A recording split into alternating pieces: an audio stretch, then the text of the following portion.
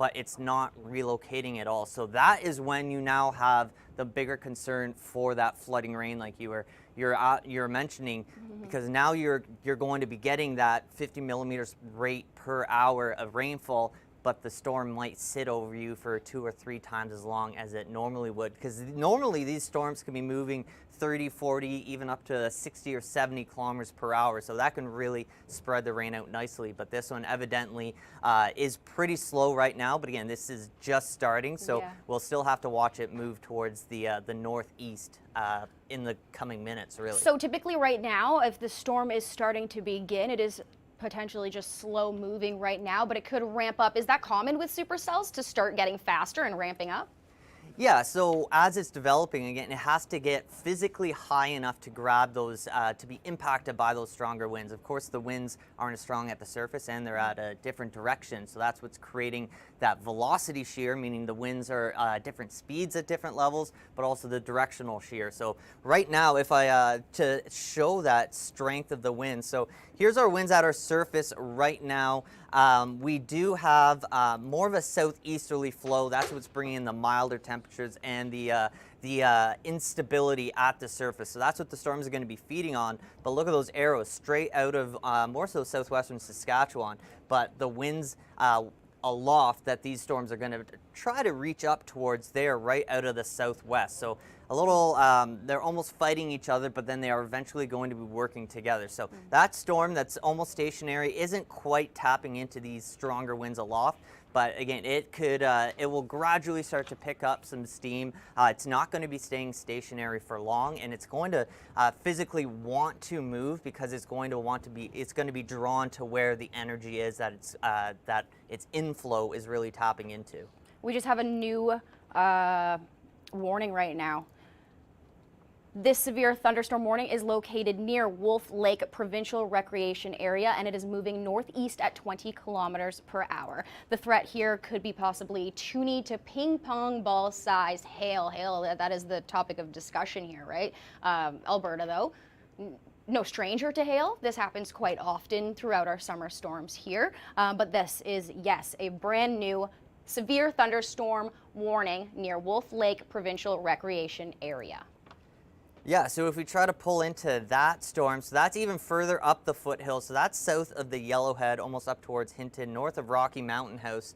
So we do have all our single sites. So Alberta has 4 different individual radars that we can get into. Right now, Edmonton's is having a little trouble, so we should still have to be able to use Calgary's here. So Calgary's is just picking up on it on the extent or on the outer peripherals, but we do have just this is more so a mosaic. So this is all the radars combined into one. So there is our newest warning. That's our supercell, now just south of Edson. Now you're saying this one's moving at 20 kilometers an hour. So this one's already getting into some of that stronger winds aloft, and it is going to stretch over towards the Yellowhead, so Wildwood, even over towards Seba Beach. So along the Yellowhead, if you're heading out towards Jasper for the weekend, maybe getting ahead of the traffic, you should avoid this storm. You don't want to be sitting on the highway or especially driving through it. The wind and the hail shaft could really impact you. Likely in the next hour, that will be crossing the Trans-Canada west of Edmonton. Yes, definitely dangerous driving conditions if you are caught in high winds, heavy rain, visibility is reduced. Also, as the evening approaches, it's going to start getting dark as well. So just take that into effect if you are traveling. We are keeping you updated here at the Weather Network during our live stream, this whole thunderstorm event, which could potentially produce a tornado or 2. We're staying live here with this active coverage. Kevin McKay and I are going to be also on TV. So if you ever notice, if you're watching on TV right now, if you ever notice that we cut out mid-sentence, it's just because we are doing this live stream. Take note, if you're watching on the live stream, it's also a good idea to keep your phone charged or your laptop or whatever device you're using to watch us on. There is a possibility that there could be a power outage or 2 in some areas as well. So keep that into effect. Make sure that your devices are all charged up. That way you know when there is a watch or warning in your area. So Kevin, let's talk about that now for a second. What the difference between a watch and a warning. I saw this meme one time, and it was like relating watches and warnings to tacos. You ever see that one? Oh, that's the one. Yeah, that was actually a perfect one. I think we talked about that at work, actually, with all the ingredients, right? Yeah, so when you have all the ingredients for a storm, if you're in a watch, that's when you have all the ingredients. So you have all your sour cream, your cheese, your guac, you have everything you need for a taco. But if you are in a warning, that's when you have the whole enchilada. Everything's just right there for you, and it is ready to go. If you are in a warning, that's when you do need to take cover, take precautions, head inside and indoors, depending on if it is a tornado watch or severe thunderstorm warning or severe thunderstorm watch. So just take note of that as well. Right now, Kevin, though, we're looking at watches and a couple warnings, right? Yeah, so Edmonton's not in the watch right now, so unfortunately, you don't have the ingredients at this moment for taco night, but Red Deer, Calgary, you have all the ingredients on the table. It's these two storms, again, near Sundre and just south of Edson. That's where the taco is already made. They're bringing it to the table. There's no avoiding it. The taco's in motion. And those are the two storms right now. So, but even when we zoom out up towards Whitecourt, so it's not only going to be along the immediate foothills where we're going to see these storms start to spark up. So we do have the development right along the North Saskatchewan River there. And then all the way along the foothills, you can see some individual storms. So these ones in between the two warn cells up towards Caroline and Rocky Mountain House, that's where it's more so a question of if this one is going to have enough energy to tap into, or if the southern one is going to interfere and hog all that energy. So those are going to be some interesting storms to watch. But as we move towards the south, that's when we can shift back towards the Calgary radar. And Calgary, you are definitely not out of the woods. Just to the west of the city, just south of Cochrane, right over the highway right now. That's where we have one storm. It's struggling to get going, but this is when we can look at some local effects. So there's lots of terrain along the foothills. So if you get one bit of a flow coming out of one valley, that could be enough to spark a storm. Or right now, when you have these urban heat islands, so Calgary, all that concrete around the city, that's going to be holding a lot more heat than all the farmland around the surrounding areas. So that can actually be enough to trigger a little convection. So we'll have to keep an eye on that storm west of Calgary to see if it feeds off of any of that urban heat and energy in Calgary. And then as we head down towards the international border, so there you go, down south of Lethbridge, now we're into Calgary's radar range. We can actually switch over to Medicine Hat. Medicine Hat might have a better look at that. Not quite yet, but as we go through probably the next 20 minutes, the top side of that supercell that's just across the border from Montana, still to the west of Highway 2. It's going to stay away from Lethbridge here, but that is the top edge of that storm. We still have the warning in place on our side of the border and south of the border, but we'll have to keep an eye on that as it comes into range. And you were mentioning Calgary, and all of these cities, they're higher populated areas. Calgary, Edmonton, all of these places in the severe potential thunderstorm, eventually it could get there. So these are high populated areas. That is the concern. Now with this weekend coming up as well, many people at the Calgary Stampede, but also other activities, summertime activities like camping, for example. If you are camping, here are some tips and tricks you can use if there is a warning, thunderstorm watch, or warning in effect rather. Here's Mark Robinson. Storm chasing and camping are two of my favorite activities, but I do not want to combine them. What do you do if you're camping and you find severe weather on its way? I'm going to show you exactly what to do to keep yourself and your family safe in the woods. So I set my tent up in my front yard to give you a little bit of a demonstration of how unsafe tents can be in a storm. This is a 2x4. Everyone knows how much these weigh. It's not too bad. It simulates a small branch, not even a big tree. Yeah, so that is just a very small branch coming down your tent. Imagine being in that. And now imagine if it was a much larger tree coming down on top of that tent and you're in it. First up, most Canadians aren't backcountry camping. Most Canadians are camping in their car. So if you've got a thunderstorm approaching, best thing you can do, get out of your tent and jump into your car. If you haven't got your car handy, there's usually bathrooms or a shower facility or some sort of shelter to get into. That's critical to do. So if you're like me and just happen to be camping in your front yard, you can go back inside. But as I say, always, shelter is the best place to be when it comes to thunderstorms. One of the most critical things you can do if you're going out camping and you're worried about weather is to simply be weather aware. Your cell phone can give you a good idea of what's happening. There's many apps for your phones, including the Weather Network app, which can tell you the forecast ahead of time, and some of them can even give you radar, up to the minute radar, and show you exactly what's about to hit you. Great information from Mark Robinson, one of our storm hunters here. We have Kyle Britton out in the field. He is storm chasing. Hopefully we can have him on soon, but he actually just sent this in at 2:24 local time. This is from Bergen, Alberta. That's just 1 hour north of Calgary, and you can see the ominous looking sky. Absolutely dark clouds in the distance. Kyle Britton is heading in towards there. So we'll see where he is, where he's at. Hopefully we can get him on and start talking to him. Now, Kevin, with these storms, we talked about our potential risk for tornado could potentially spawn. What's the criteria to create a tornado when it starts getting rotation? How does that form? Well, the most important aspect or ingredient, one of the taco ingredients, I'm going to keep talking about tacos here.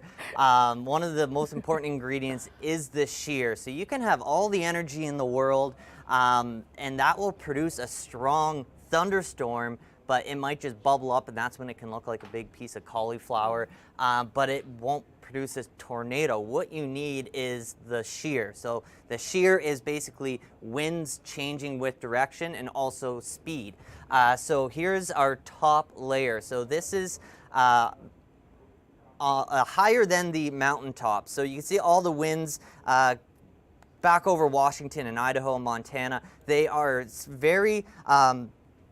very fluid, so they aren't being impacted by the mountains there. So once you get over Alberta, you can see they're all very unified, going right towards the northeast. So that is what we're looking at in the upper levels, and then at the surface, that's where we're going to be looking at our winds out of the southeast. So when you have about 40-50 degrees of directional shear, so that's between our southeast and that southwest wind angle, that's when you have the best dynamics for those storms to start spinning. So that is what we look for when we have that tornado threat. So when you see the risk for today and you see the tornado as one of the main hazards there, that is what we have in terms of an ingredient, whereas tomorrow we don't have that threat, but we could be looking at still some large hail.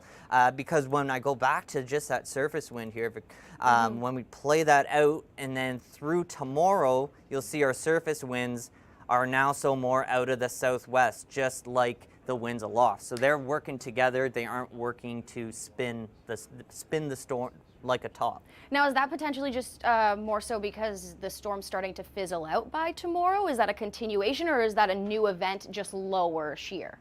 So that is basically all the ingredients that are on the table right now in Alberta. By tomorrow, all those ingredients are going to be over towards Saskatchewan. But you can see now the winds aren't out of the southeast as much as they're just out of the south. So if there is going to be any rotating storms tomorrow, it will likely be over towards Saskatchewan. So it's not a matter of basically what's here today isn't going to be here tomorrow. While you're sleeping, all that air mass is moving, and we're going to have a new plate set for us for tomorrow, and that's just one of the ingredients that we aren't going to have. Okay, good stuff.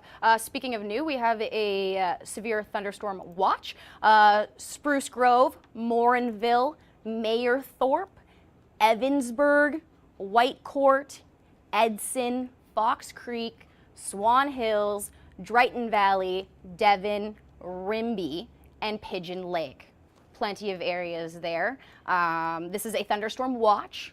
Remember, the difference between a watch and a warning. A watch is the ingredients. That's your sour cream and cheese and guacamole. Your warning is the taco is created. So right now, if you are in a watch, this is where you should start preparing. Have a plan in place in case that gets upgraded to a warning and you need to take action right away. So just be sure, charge all your phones, your laptop, wherever you're watching this live stream right now, be sure that you are up to date. We are continuing our live stream all hour long and throughout this event.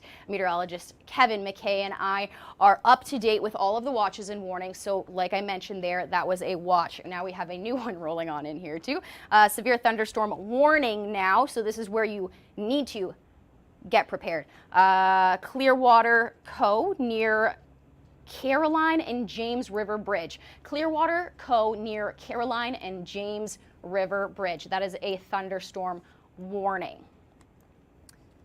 Yeah, so when we look at the watches and warnings, so we were talking about that one storm just south of the Yellowhead that was warned. Now that latest watch, that has now stretched north and is now including Edson and over towards Spruce Grove. So still the city of Edmonton is still outside of the watch, but I would predict that we'll likely see Edmonton included in that watch in the next couple of hours. But for the time being, Environment Canada, who's solely responsible for issuing the watches and warnings. Right now, they are not including the city of Edmonton in that risk, but we'll still have to keep an eye on that. So that storm right now, we're just waiting for the watches to populate onto this graphic here. But if we go back to just where we have our watches here. Oh, they start to pop up. There you go. There's your extension. That's going all the way up to White Courts involved there. And you even have the watches up into BC. So now we have multiple Environment Canada offices keeping an eye on this line of storms. Grand Prairie, that's another area where we have a radar. So we might be able to use that in the coming hours. Grand Prairie isn't in the watch right now. You're kind of sandwiched in between the two. So there's our latest scan right there. So we do have some storms heading up towards the Alaska Highway, but Grand Prairie, you're kind of splitting the two right now. You're kind of the cream in that watch Oreo there. But we'll have to keep an eye again all the way from the northeast area of BC all the way down to southern Montana. This is a very long stretch of storm potential. Yeah, very large. Where on the map there is Bergen? Well, I think it's 1 hour north of Calgary, I believe, so probably somewhere near there. So they're just in a watch right now. Kyle Britton just tweeted something for us to look at. What he is saying is a tornado is likely imminent at Bergen. This was seen at 2:32 p.m. local time. He's saying strong rotation and a funnel cloud in sight. Yeah, so that is the storm that he's on. That's the warned storm around Sundre. So there's Bergen right there, due west of Olds. There is a report of a touchdown. So that's a on that picture that he tweeted. That's a beautiful wall cloud extending down from the bottom side of that supercell. So if we go back to include just the radar there, so let's take a closer look at that supercell. So again, that's the one that we were expecting to dominate the development of those three. So the other two are dying out, and now when you start to see the red here kind of in a V shape, that means now that storm has reached those stronger winds aloft, and now it's actually getting split. So the mid-level of the storm is still heading in one direction, but the top edge is getting spread about 10 degrees to the southwest of the main direction of the storm. So now the storm is likely going to catch some speed, but also this is a sign that it is absolutely rotating. So that is the storm that we have the report of the touchdown to the west of Olds, and this is the storm that will be heading towards Innisfail and along the QE2 in the coming hours, and the rain and the hail will precede the tornado risk. And you're talking about that rotation here. It is confirmed here. We do have a tornado warning in effect. That means take cover. This is located near Sundre, so right where you were talking about, Kevin, right? Tornado warning, it replaces your thunderstorm warning. Mountain View near Sundre. If you are in Sundre, head inside, head to your basement, stay away from any windows and doors. Exactly what is behind me. There is evidence-based that there is a tornado there. If there's a tornado warning, that means that there could have been possibly spotted by someone. We just saw Kyle Britton saying that he did think that there was a tornado imminent, and in fact, there is a tornado warning in place. Again, that is near Sundre. Yeah, so when we have a upgrade to a tornado warning, that means one of two things. Either we've had visual confirmation of a touchdown or a funnel cloud, or on the radar, Environment Canada has detected signs of rotation using a different type of radar that picks up on the velocity. So that is the storm, again, to the west of Olds, over towards Sundre. So if you're watching us on TV, crank the volume, head to your interior room. If you're watching us on your phone or your tablet or what have you, take us with you. We'll keep you updated to the minute as this tornado now warning will continue to trek towards the east and north. So Red Deer, you will be still graced by, let's say how far we are from Red Deer. That is the direction the storm will be heading.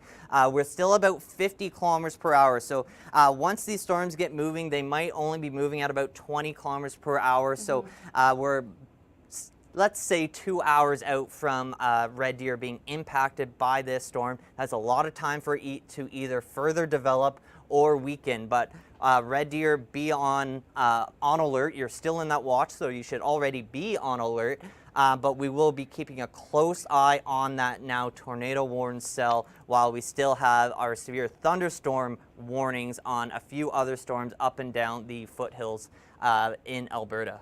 So be sure to have a plan in place. If there is a watch in your area, that's when you're going to want to make sure that you are able to head downstairs to a safe location like your basement.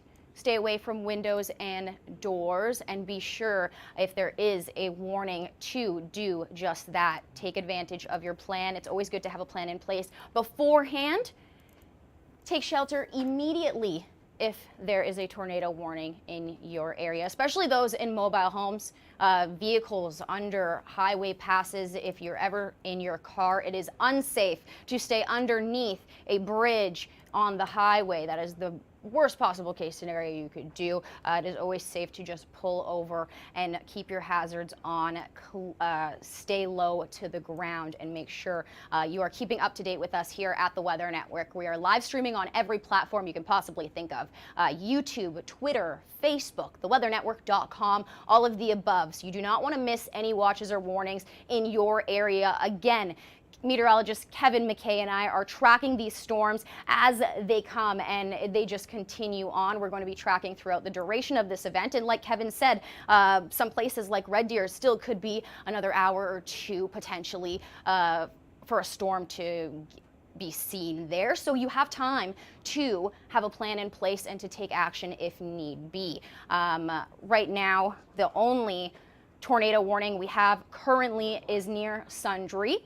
Again, near Sundre, that is right now. We're going to keep you up to date with any more watches and warnings in your area. Now, Kevin, with the threat for a tornado, what are some do's and don'ts? Let's talk about that. Well, definitely don't go outside to try to get a great viral video. If it's in the distance, definitely stay inside, but if there's any imminent threat to you, definitely just get into an interior room, the most structurally sound. If it's a weight-bearing room, that's a great place to be. Here's a closer look at just the tornado warning. The north side of it, Highway 54, that's where Caroline and Spruce View are, and then on the bottom side of that, that's more so down to Highway 27. And then even further south than that, Olds is not in the tornado warning. but you are on the eastern side, so that is where there's the chance for the tornado warning to extend as this storm starts to get its gears going, get some traction, and start to move. So this, again, this is the storm that we have our storm chaser Kyle Britton on the ground, so he will be hopefully sending in. We might even be able to go live with him if he gets to a safe place and can set up. And I hope we can. Yeah. It's not the greatest reception out there, but hopefully we can get it together and we can correlate the radar that we have with what's happening on the ground. Well, it's good that you said that, Kevin, because he actually did just send in this. You can see the funnel forming right in here. Not actually touching down, but definitely rotation was possible there, and it's still evident. We still do have a tornado warning in the Sundre area. This is in Bergen. This is where he sent that in from, and Kyle Britton, yes, he's tracking the storm, and he hopefully potentially could be with us on air, and he can show us what he has been seeing and where he is headed. We're keeping you updated every step of the way. Kevin and I are on the track of the storm. This is currently our watch and warnings, and you can see all of those bubbles. We have supercells, and that is what is causing these potentially severe thunderstorms and potential tornado warnings as well. Yeah, we do have one more storm. So if you were with us about 10 minutes ago, I was mentioning these storms that were between the two warned storms near Rocky Mountain House, and now that storm to the north of the tornado warned storm now has a warning for a severe thunderstorm warning to the north side of Caroline. So Caroline right now is between the two storms. Hopefully the posts avoid the town there. Rocky Mountain House, you have another non-warned storm could potentially be added to the list in the next 5 minutes or so when these storms, as we get our next radar scan. But focusing on the just the warnings, our top edge one is south of Edson. Our southerly one is just crossing the border from Montana, but our two main storms now are in the Sundre area, and again, the one on the south side is the tornado warned one. Now, Eagle Hill, so on the top side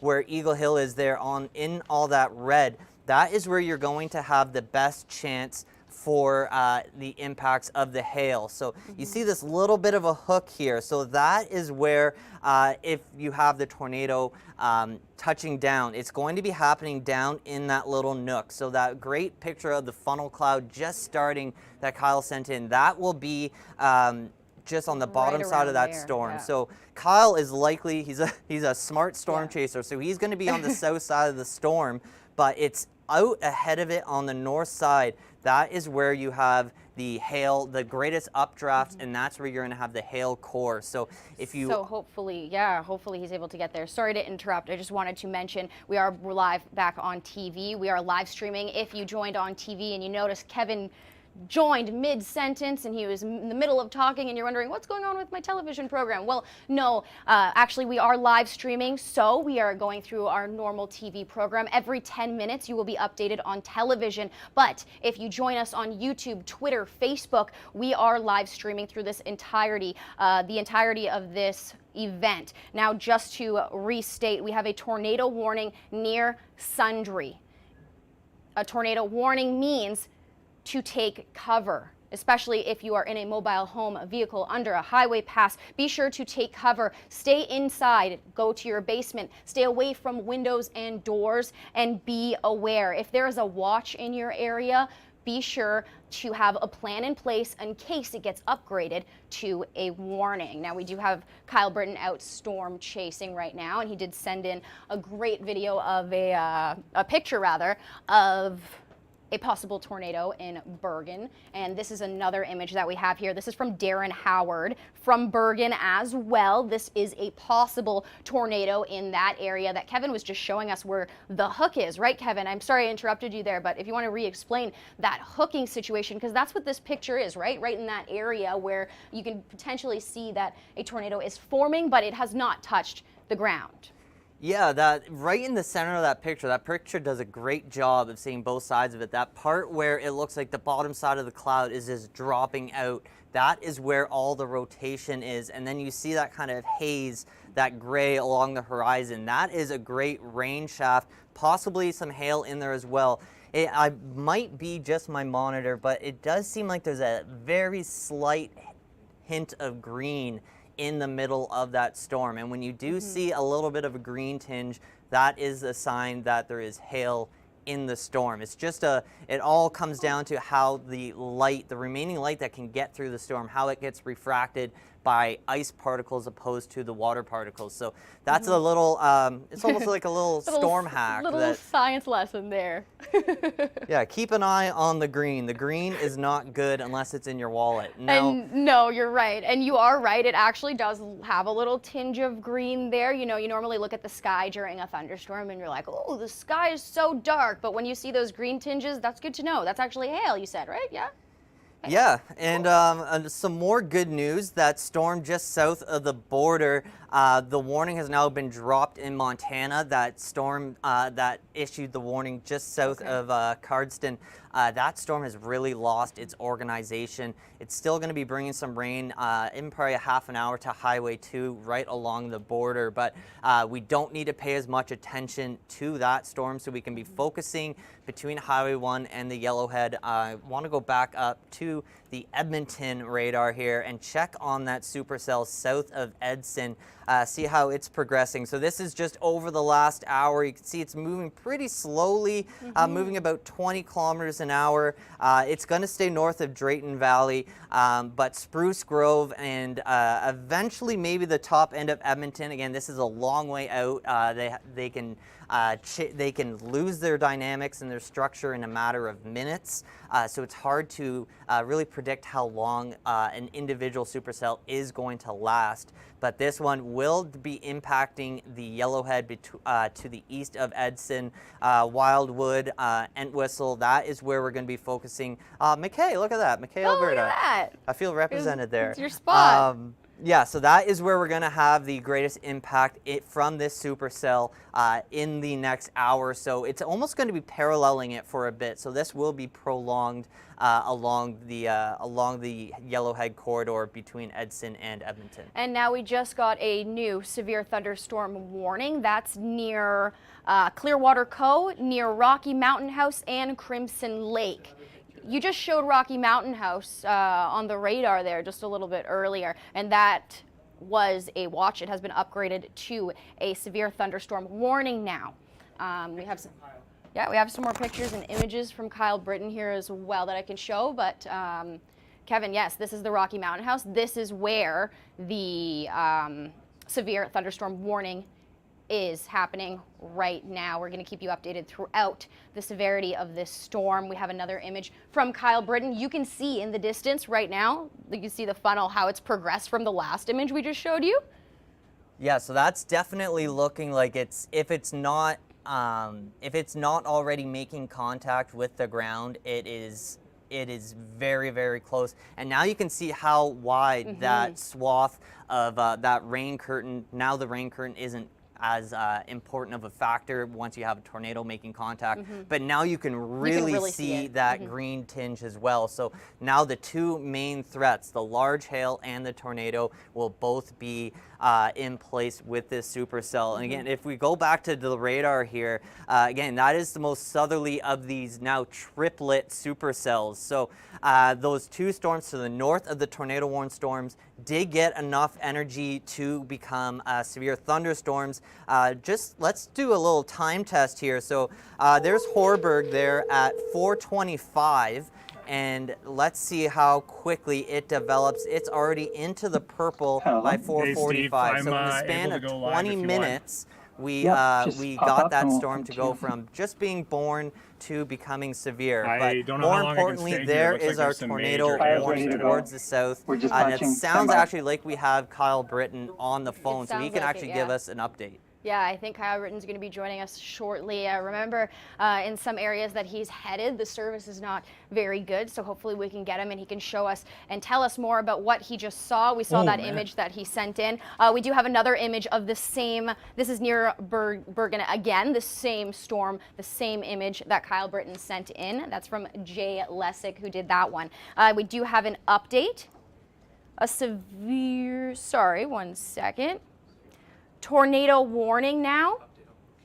Oh, an update on the location. So there's an update on the location of the tornado warning. The location for the tornado warning is now in Mountain View Co. near Sundre. That is an update. It's a thunderstorm is located near Chance as well, and it's slowly moving east. So once again, just to reiterate there, we do have a thunderstorm that is located near Chance and is slowly moving east. Meanwhile, a tornado warning for Mountain View Co. near Sundre. We're going to see if we can get Kyle Britton on the line with us too in just a moment.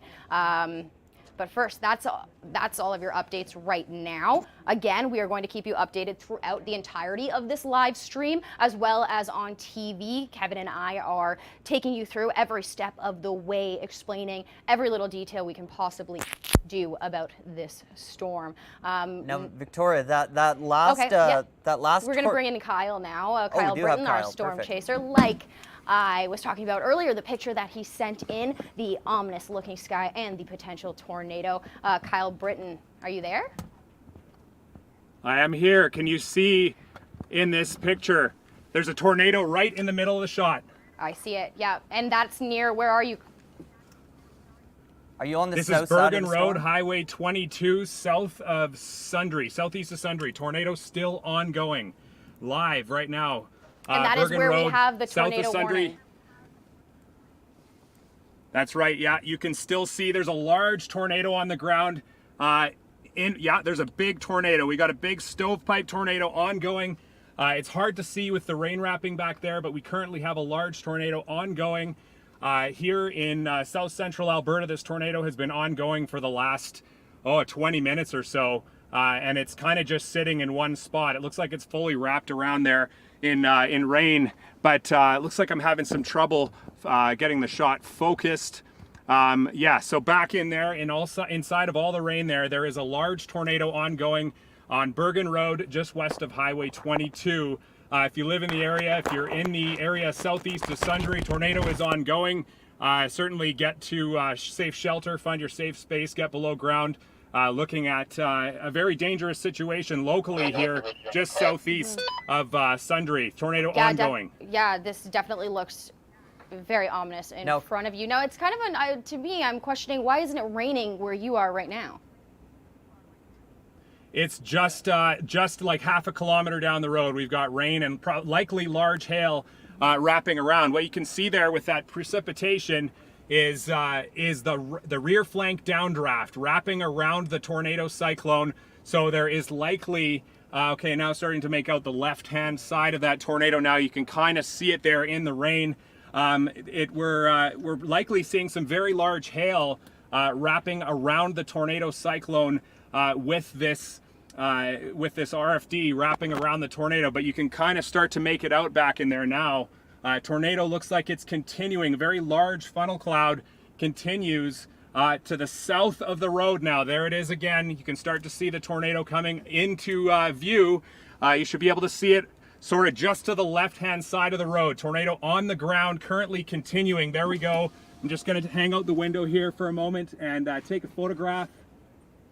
It looks like the rain curtain's just thinning out there enough to pick out the tornado. Now, Kyle, when this was first a severe thunderstorm warning, the warning was saying the storm was nearly stationary. So how much time are we talking between when you first saw hints of the storm rotating and before touchdown? It didn't take long. We probably had about an hour or so watching this tornado kind of taking shape. This thunderstorm rather. It looks like it was a really rapid development. We had really strong easterly winds into the storm that we still have now. Actually looks like we switched around to outflow So the storm is now exhaling right up against it, but that's likely because the rear flank downdraft precipitation you can see just down the road ahead of us there. Tornado continues. You can see that funnel reaching all the way to the ground just to the south of the road, and it looks like it's a stovepipe shape. We will head back in there after this tornado ends, or when it's safe to get back in there to assess the damage. It looks like this storm has sat very, very stationary in this area. Yeah, you can clearly still see the tornado. I'll rotate the camera a little bit there. Wow. Yeah, very large tornado there on the ground, still on the ground, just south of Bergen Road, just west of Highway 22. There you go. You can kind of see the entire tornado reaching down there. We've got an ongoing stovepipe tornado, and yeah, it looks like it's still going. This tornado has been on the ground for probably about, I'm not sure when I initially reported it, but it seems like probably 25 to 30 minutes now, so fairly long-lived event, and it continues there just to the south of the road. As you can see live here on the Weather Network, we've got a tornado on the ground live southeast of Sundre, Alberta.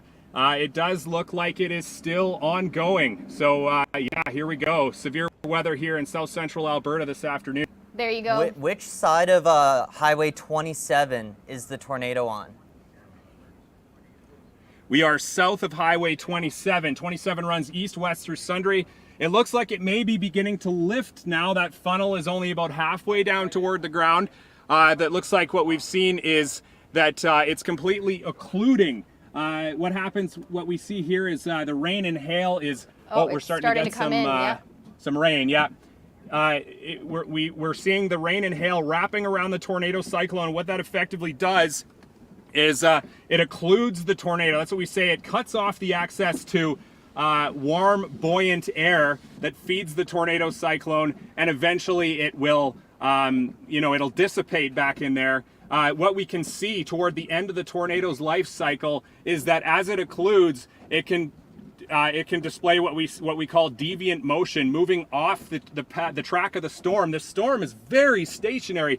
It's likely that there's probably some very large hail on the ground just a mile or so to the west of us. And like I say, once this tornado has lifted, and assuming it doesn't cycle right away with another tornado, we will head back in there and see what sort of damage was done and what sort of hail has fallen. And it does look now like I can't see the funnel anymore. Looks like the tornado may have lifted at this time. Oh no, I can still see a funnel cloud back in there. I won't be heading in that direction at this point in time until it looks like that funnel cloud has dissipated. Yeah. But I guarantee you, not far down the road ahead of us here, we probably have oh, sorry, there's more storm chasers going by. Yeah. We probably have we probably have some damage on the ground back there. Okay, Kyle, Now, good Kyle, stuff. have you felt that rear flank downdraft move through? Have you felt a difference in the temperature or the moisture? Yeah, absolutely. So I can feel it here. Looks like I'm still just in the rain, not too far to my southwest there. You can see in that hail core, it looks like there's probably some very large hail back in there, and you can definitely feel the air cooling. But I mean, we've got a very buoyant, warm, moist air mass here in Alberta. It's seasonably moist for us. We're not typically this moist. And of course, moisture is fuel for thunderstorms and for tornadoes. And what we need for tornadoes is that downdraft, that rear flank downdraft, to not be too cold. Because if it gets too cold and too stable, the air is very heavy, very dense. It tends to kind of stick close to the ground. And you can't get the tornado kind of lift up that rotation up into the air, spin it up to tornado strength. So it looks like today that warm, buoyant air really aided in the formation of this supercell tornado. You're going to want to stay tuned because I shot some incredible footage of this tornado as it was beginning. The storm really just started to ramp up with very intense rotation. And yeah, it was great. a very, very interesting display here. Great stuff, Kyle. Thank you so much. Amazing visuals. We just saw always, just take note, Kyle Britton is a professional. We do not want you to go out and look for tornadoes. Do not go out and take videos and pictures. Kyle is a professional, and he's doing this very safely. We do have a tornado watch.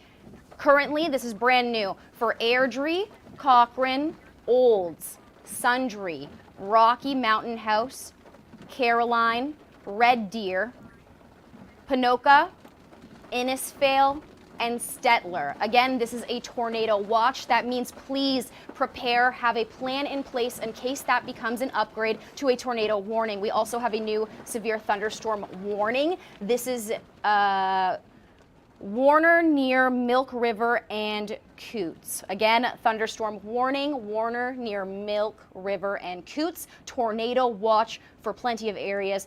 Airdrie, Cochrane, Olds, Sundre, Rocky Mountain House, Caroline, Red Deer, Ponoka, Innisfail, and Stettler. Have a plan in place. We're going to keep you updated. Thank you so much. Kyle Britton is still here with us. We also have meteorologist Kevin McKay with us as we are tracking this storm live throughout this live stream and the duration of the event. We are going to continue live streaming. Also, we are on television as well. So keep updated with us throughout the way. And yes, Kevin, you did talk about how that could potentially create a tornado watch or a heightened severe risk in, you were saying, Red Deer, and it came pretty quickly there. Yeah, so when we go through the process of the watches and the warnings, so once we see that all these supercells are now triggering all the way up the foothills, and now that we've seen one actually spawn a tornado, they're going to take that information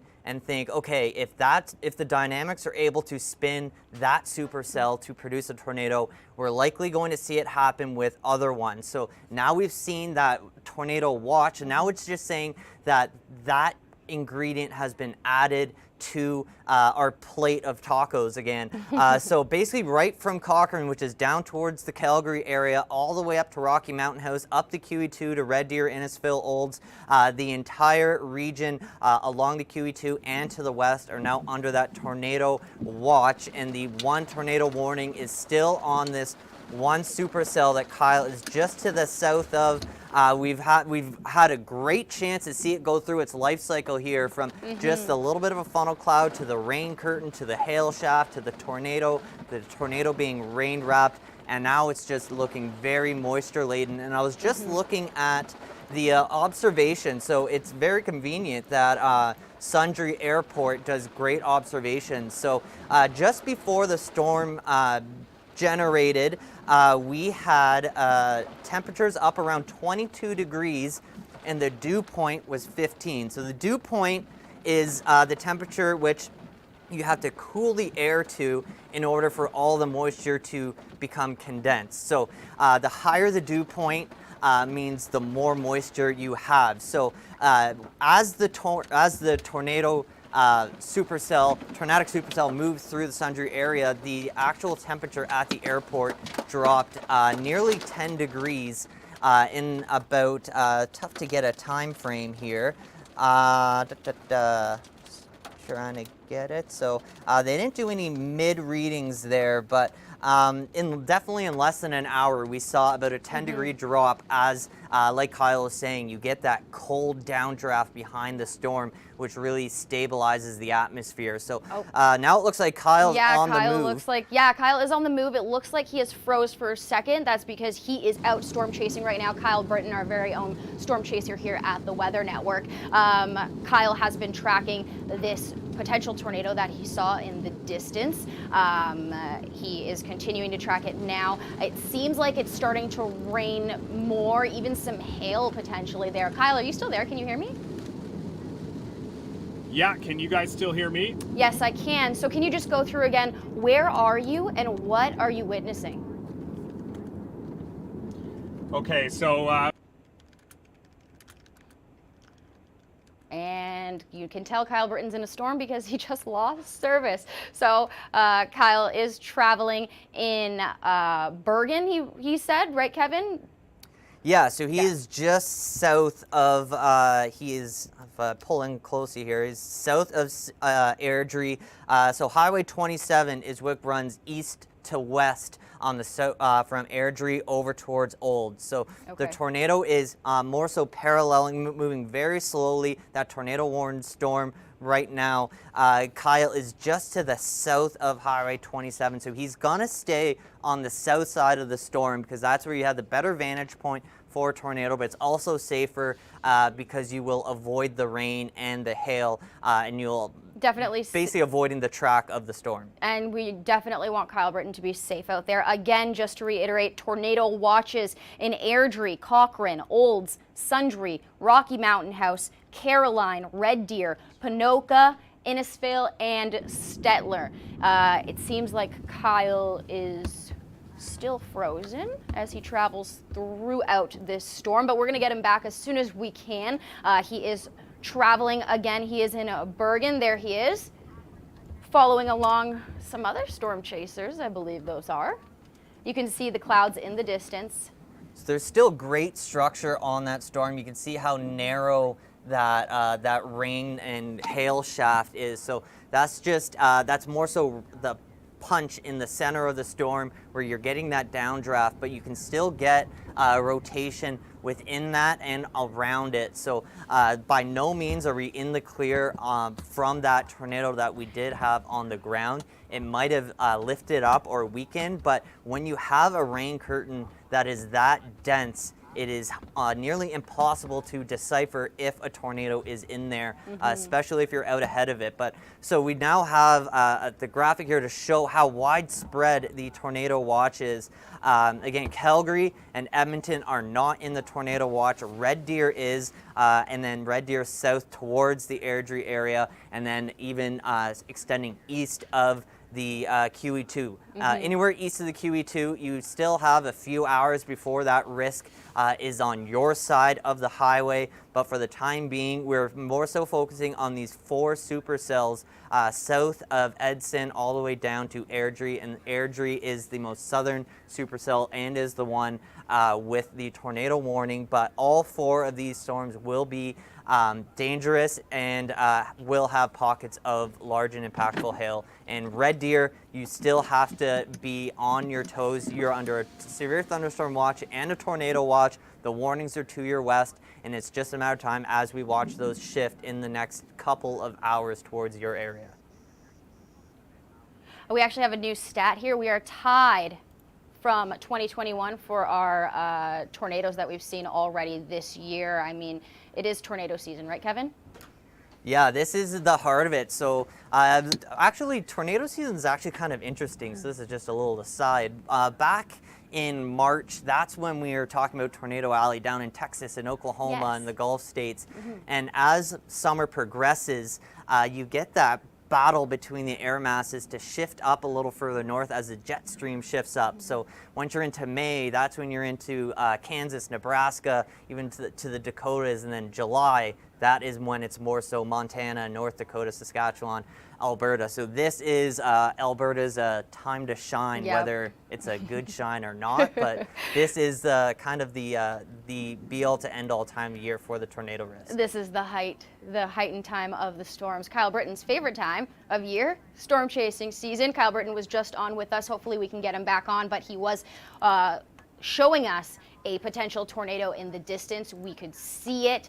It was moving. That is because there was a tornado warning. There is tornado watches currently for Airdrie, Cochrane, Olds, Sundre, Rocky Mountain House, Caroline, Red Deer, Ponoka, Innisfail, and Stettler. These storms we continue to track here at the Weather Network through the live stream, and if you are on television as well, we are going to be keeping you updated throughout the entirety of this event. Remember, if there is a tornado warning in your area, take shelter, go downstairs to a basement away from windows and doors. And if there is a watch in your area, like we talked about the tacos, we have all the ingredients to produce something larger, but once it's a warning, then we get the full taco, the full enchilada there.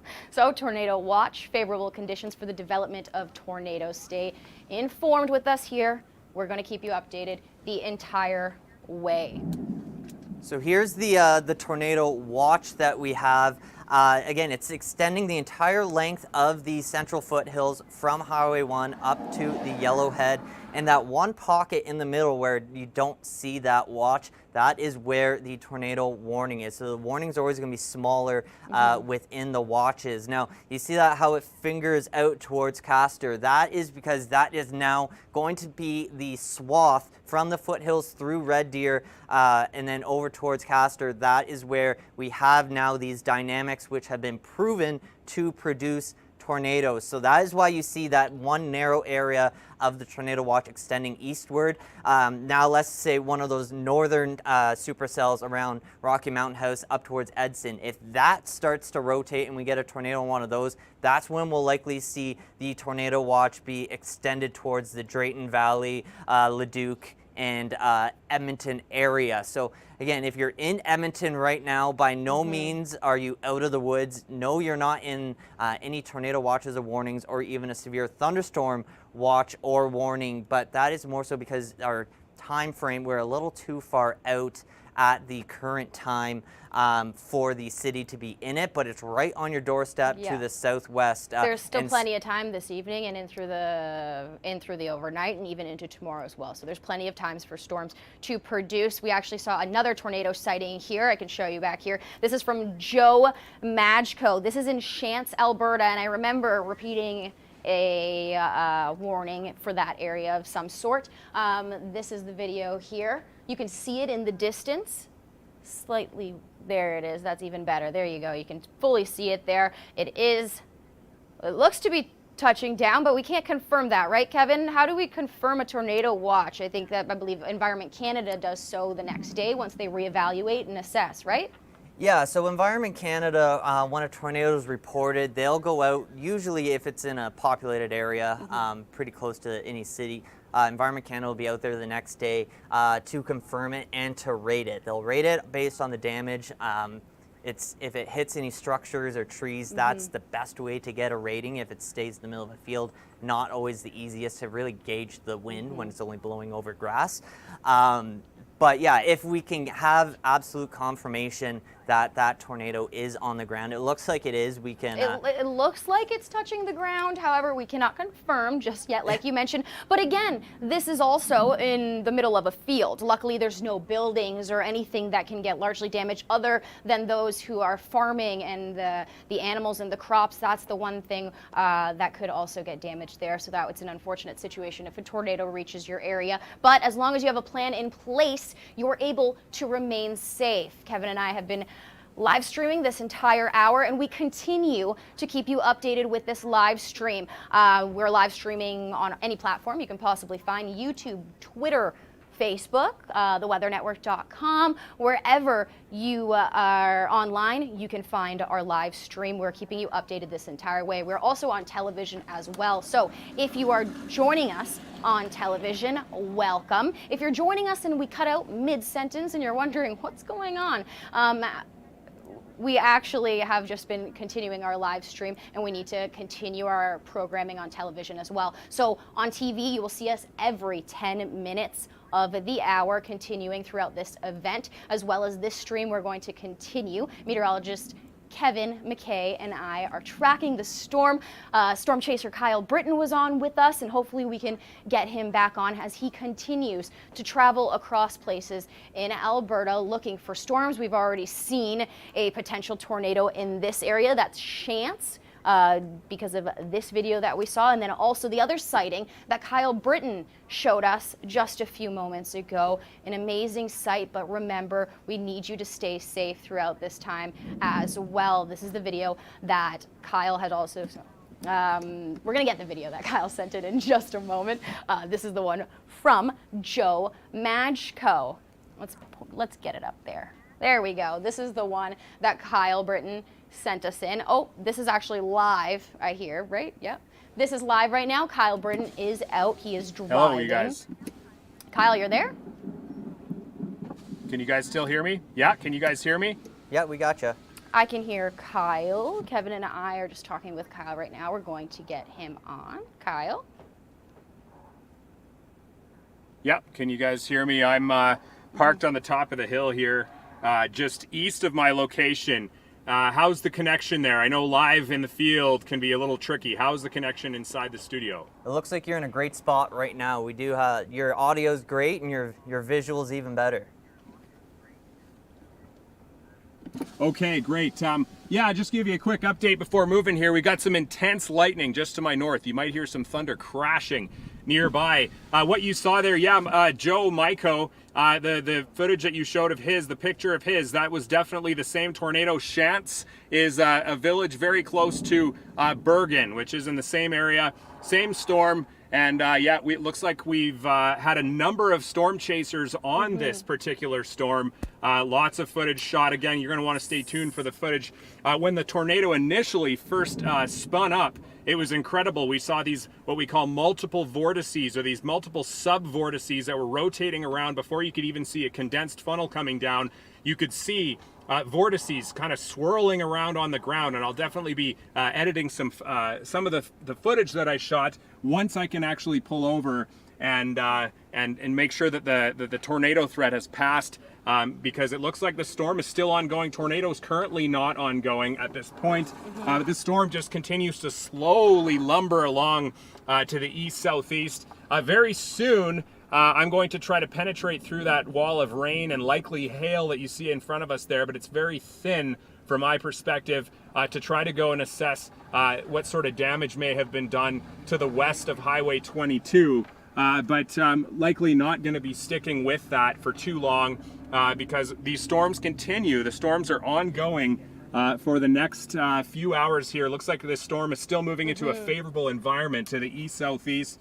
Like you saw, though, we've already had one tornado event, and we will likely, we could potentially see even more. So if you live in the area, certainly have that severe weather safety plan dialed, have your safe place ready to go. And of course, yeah, so thank you guys for having me. I'm going to move, and perhaps I can patch in again later on.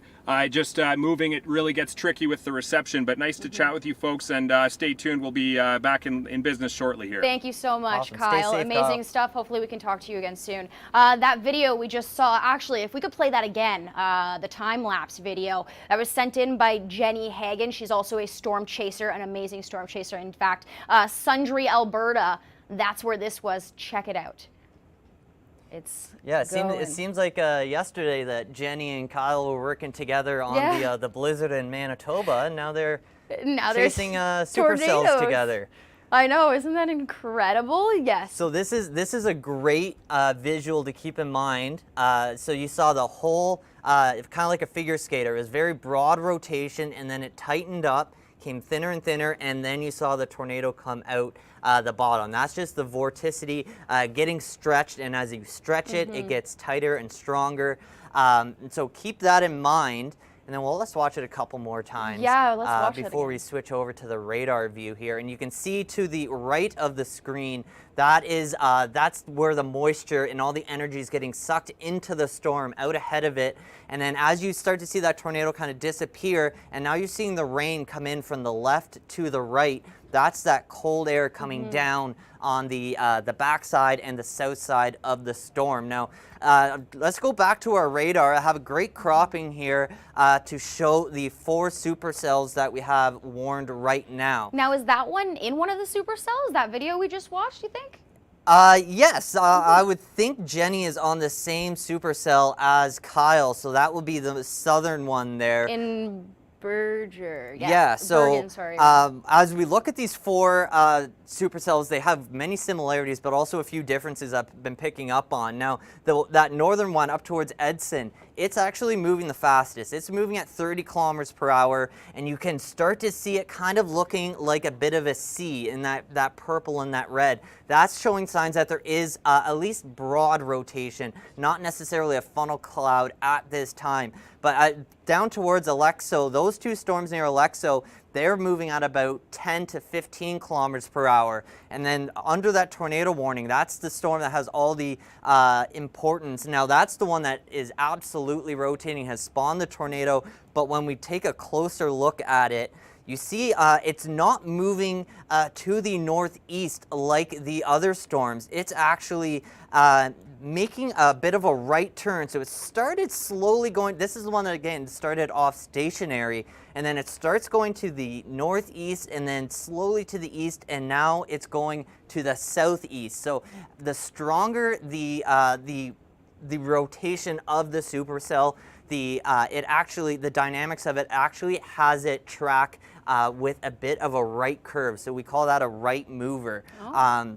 So it's going to have, again, the best dynamics with that southeasterly flow, because it's going to be kind of the first in line to feed on all this energy coming up from the Calgary and Drumheller area. And this energy is going to be continuously fed into Alberta for the next, through the evening, even into the early overnight. So yeah, this time of year, the sun sets around 10.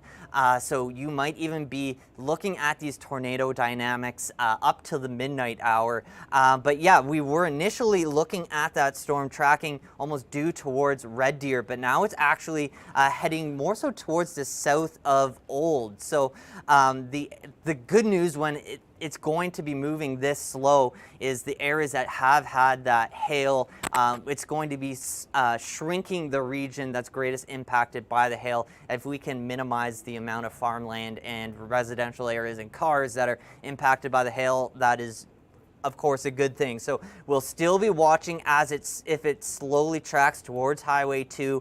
Right now, that green that's out towards the northeast all the way up to Innisfail, that is all the rain and the top reflectivity in the anvil. So when you see some of those bigger thunderstorms, you see it goes straight up and then it looks like it hits the roof like smoke, and then it shoots off towards one direction. That is the anvil, and that is what this is picking up on. So you might have even some light rain over towards Bowden, but you'll also have a good chance for the lightning to be out there. So even if you aren't seeing the rain, you can still get lightning coming down from the anvil. But again, the hail and the torrential rain and the tornado threat will all be on the south side of the storm as it continues to kind of almost make a U-turn. And we might even see that tornado warning actually extend to the south, which is a bit of a rarity in Alberta. That is the wonders of a supercell. Just look at that there too. We continue to watch and keep track on this storm. Active weather coverage here at the Weather Network. Kevin McKay getting into the details of every piece of this storm event. Severe thunderstorm warnings, risks, tornado. We've seen tornado watches. We've seen tornado warnings so far. This is a very serious event and it should be taken seriously. So be sure to make sure that all your devices are charged. If you're watching us on the live stream, we're going to continue live streaming through the entirety of this event. We are on every social media platform you could possibly think of. Also theweathernetwork.com. If you have any pictures or videos too, send them in, but be safe doing so. Stay inside. We don't want you to go outside. We don't want you to storm chase like the professionals, Kyle Britton and Jenny Hagen. They are professional storm chasers. So make sure to be safe and stay indoors when you can.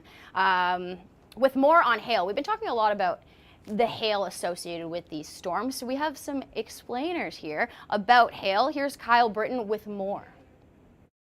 Most of us have looked out the window at some point and seen hail bouncing in the grass or off the back patio. But have you ever looked at a hailstone up close? It turns out they don't all look alike, and some can take on some truly peculiar shapes. So what is it that causes these stones to look so different? The science behind how hail forms is a little foggy, since the exact journey a stone takes through thunderstorm clouds is virtually impossible to know. Differences in temperature, moisture content, and updraft strength within the cloud can all lead to different outcomes for different stones. All hailstones begin with a single embryo, just a few millimeters across, which can be a snow pellet or even a frozen raindrop on which ice can begin to accumulate. The most rapid growth occurs in an area of the cloud where the temperature is between -10 and -30 degrees Celsius, and where fall speeds of the stones closely match the updraft speed, keeping it suspended in the cloud. When the hailstone becomes too heavy for the updraft, it falls out. Growth of these hailstones is said to be either wet or dry depending on the cloud water content. In wet growth regimes, supercooled water spreads out over the hailstone, freezing more slowly and resulting in clear, dense ice. In dry growth regimes, it freezes instantly into ice crystals, which result in lower density ice that appears white. If the hailstone experiences alternating periods of wet and dry growth, it will have layers, like an onion. Other hailstones appear almost purely as jagged, clear ice with spiky lobes that look like icicles, revealing nearly all wet growth. Some start with a single white embryo, which then becomes encased in clear, hard ice, while others appear just the opposite. Still, other hailstones are pointy on one end and round on the other, and sometimes large volumes of very similar-looking hail will all fall from a single storm. Like tree rings, the history of a hailstone's journey is etched into its shape, but if hailstones could talk, they would surely have quite the story to tell. Welcome back. If you're joining us on TV, this is a live stream that you're watching. So you're watching a live stream in progress. On television, you can watch us every 10 minutes. But if you want to watch the entirety of this event, we're going through a severe. We've been seeing severe thunderstorm watches and warnings. We've seen tornado watches and warnings. This is a very serious event, so please be sure to keep updated with any watches and warnings throughout the entirety of this. Meteorologist Kevin McKay is also with us here to go through more detail on how these storms are producing, where they're headed, and what we can expect in the next upcoming hours, even up until tomorrow perhaps, right, Kevin? This is a long duration event. Yeah, well, instead of talking about what's going on right now, I'll talk about what's going to happen over the coming hours. So again, right now, we have our 4 main supercells between Edson and Olds. The southern one is the tornado warned, and then down towards the border, this one down, let me switch to our American radar here. This one storm just crossed the border towards Milk River, heading right towards Highway 2 north of the border. That is our one tornado or severe thunderstorm warned storm in the south. But let's go back up to the north and let's see what the cities are going to be expecting in the coming hours. So Calgary, Edmonton, Red Deer, let's time it out for you. For the evening commute, the better chance is going to be down towards Calgary and Red Deer. Edmonton, you're going to be more so after the dinner hour as this line of supercells starts to move away from the foothills. So they're going to parallel the foothills as they initiate, and then they're going to start to move out ahead of it. Now you see all those beiges and into those darker browns. That is the energy, that's the food that these storms are feeding off of. You can see by 9 p.m. there's still a fair amount of energy coming in from the southeast, from Saskatchewan, and it's going to continue to feed those storms. Now, back towards Red Deer there, behind that line that's now moved up towards Edmonton, we're still going to be watching in behind it for some storms to develop in that remaining energy in its wake. So through the overnight, the better chance is going to be Hannah up towards Lloydminster for the chance of nocturnal storms. We'll likely lose the shear ingredient, so we'll likely just be looking at severe thunderstorm warnings without the tornado threat, but we'll still have to track that tornado watch that's in place, see if it extends towards the east. Now, by the early morning, that's when the air mass is the most stable, so you see all those gray or all those beiges are gone along Calgary and Edmonton and the QE2. But as we go through the late morning and into the early afternoon, you see that does rejuvenate again right along the foothills. So it's almost like a repeat performance. Rocky Mountain House Sundry, that's where you could be looking at storms again tomorrow afternoon. But the saving grace is look at those winds across the Rockies around Banff there. You see those winds are out of the southwest. That means they are perfectly aligned with the winds aloft, so you aren't looking at the storms being able to rotate as easily. You can always get some local dynamics that can get a storm to rotate briefly, but we aren't going to be looking at the long track supercells likely. So I'm just going to pull it back to go through it once again. So by this evening, 6, 7 o'clock, Calgary, your risk is going to start to diminish, and we're going to be seeing that risk move to the east and the north. Edmonton, it's going to be more so around that 7 p.m. So you are cut out of this high res here, but I can switch over to a different model just to show the actual risk towards Edmonton and even north, because there's a lot of people up towards, say, Whitecourt. So I am just going to switch over to another model here. And while I do that, Vic, I think we have some updates on the hail. Oh, yes, we do have some hail updates. We also have an update with our severe thunderstorm warnings. We have a severe thunderstorm warning in Woodlands Co. near Fort Assiniboine and Topland. So Woodlands Co. near Fort Assiniboine, Topland. Also Barhead near Thunder Lake and Holmes Crossing. Again, that's Barhead near Thunder Lake and Holmes Crossing. These are severe thunderstorm warnings. Warning meaning we have the ingredients and they're all ready to go. So you could see some hail potentially. We have a couple risks associated with these severe thunderstorm warnings, and that's strong winds, large hail, also a potential tornado or two. So with this, we look at our hail. This was taken by Jay Lessick, and this is a toonie to golf ball size hail, he's saying. This is on Range Road 41 and Highway 582. That's where this was found. You can see the comparison. I'm loving this imagery with the actual golf ball beside it and the toonie, and it just goes to show how severe these storms are and how severe we could see these risks. We did say that we could potentially see hail, and there you have it. There is some hail there. Again, these are quite serious storms. This was in Sundre, Alberta. Storm chaser Jenny Hagen took this, and you can see a tornado beginning to form right there as the time lapse progresses. Wait for it. Amazing visuals that we have been seeing by our storm chasers, Jenny Hagen and Kyle Britton, doing a great job. There it is. You can see it is rotating. It is potentially touching down. That was in Sundre. There's other places like Bergen as well that we did see a potential tornado there too. So meteorologist Kevin McKay and I have been tracking the storms this entire hour, and we continue to track them here. We do have a new warning as well here. Severe thunderstorm watch.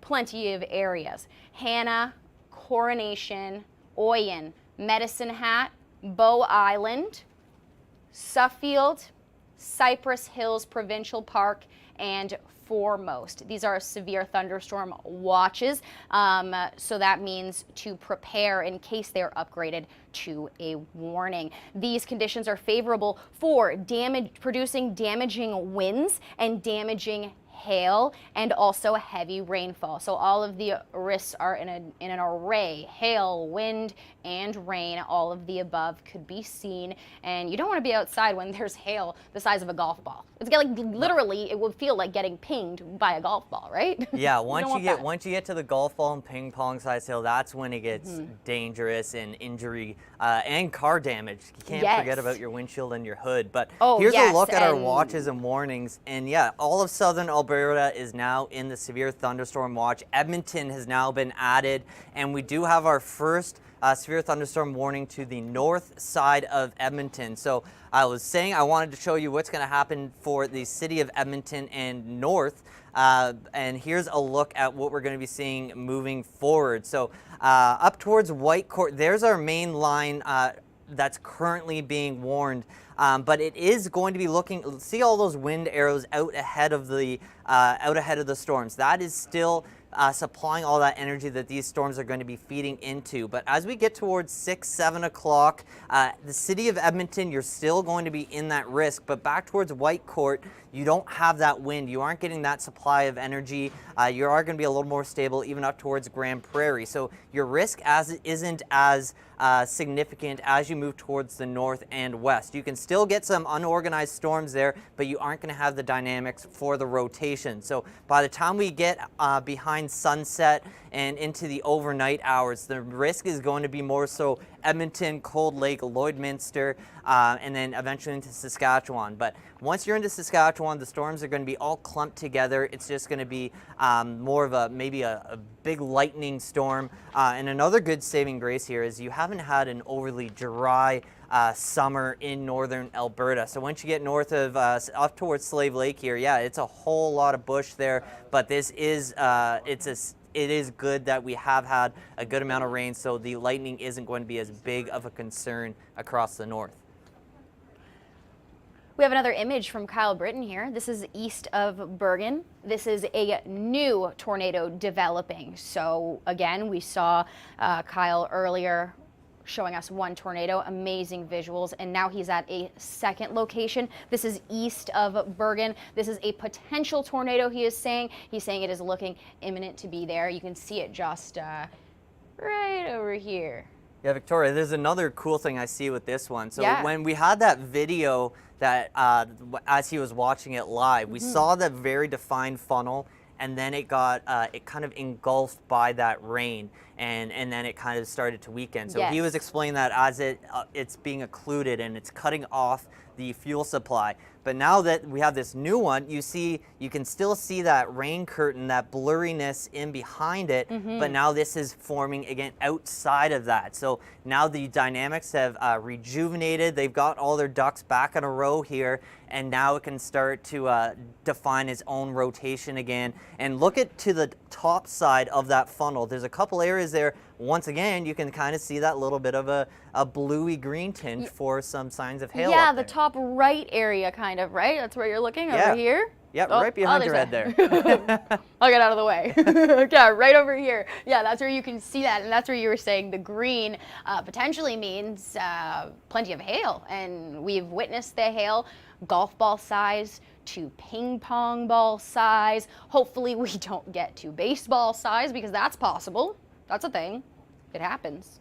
Yeah, actually the kind of saving grace right now to avoid those bigger hailstones is actually to get hail that big, you need some dry air aloft. And Kyle was saying how humid it is for this time of year in Alberta. So with the higher amount of moisture in the atmosphere, you likely aren't going to have that dry layer. So hopefully the golf ball, ping pong ball size hail is the top end of the spectrum that we're going to be seeing with this event. But hey, it's still plenty of energy with those stones coming down to damage your garden, your crops, and even your car and your head. And yeah, and your head. Make sure, walk around with a helmet. Totally kidding. Stay inside. Do not go outside. Like I mentioned earlier, Kyle Britton, who took this picture, he is a professional storm chaser. You do not want to be chasing tornadoes. You want to stay inside. Get to your basement, a low area away from windows and doors. Anything that could break glass potentially could be very dangerous. And stick with us here during our live stream. Kevin, you mentioned that this is a long duration event. You showed us those maps reaching all the way up until at least 8 p.m. for some cases as well, and it's still fairly early, so we do have plenty of time left to produce anything from a severe thunderstorm to a potential tornado. Like we've seen right here, we've already seen not one, but 2 potential tornadoes. And that's all due to our storm chasers that are out. So hopefully that they can stay safe out there and we can keep getting good visuals. I hope Kyle Britton can come back with us at some point. That would be great, because I want to see where he is, just an update to this situation. That is amazing. Also, again, be aware if there is a watch in your area, that means there's the ingredients to form a storm. If there is a warning, that means the storm's happening right now. That is why we are live streaming, in fact. That way you can get your news right away when it's happening. If you are watching on TV, this is playing every 10 minutes. So if you cut out mid-sentence and you're wondering what's happening, it's because we are live streaming. So make sure your tablets are charged, your laptops charged, your iPhones are all charged, and turn up the volume on your TV as well. You don't want to be anywhere near a window. So if you turn up the volume on your TV, you can head to the basement and you can still hear what we're saying and if the warning or watch is in your area. Kyle is repositioning, that's what I hear, so we are going to get Kyle back on eventually. He's just getting himself organized so that he can talk to us safely, because he doesn't want to be talking to us while there's a tornado right at his doorstep. He needs to be a safe distance away, right?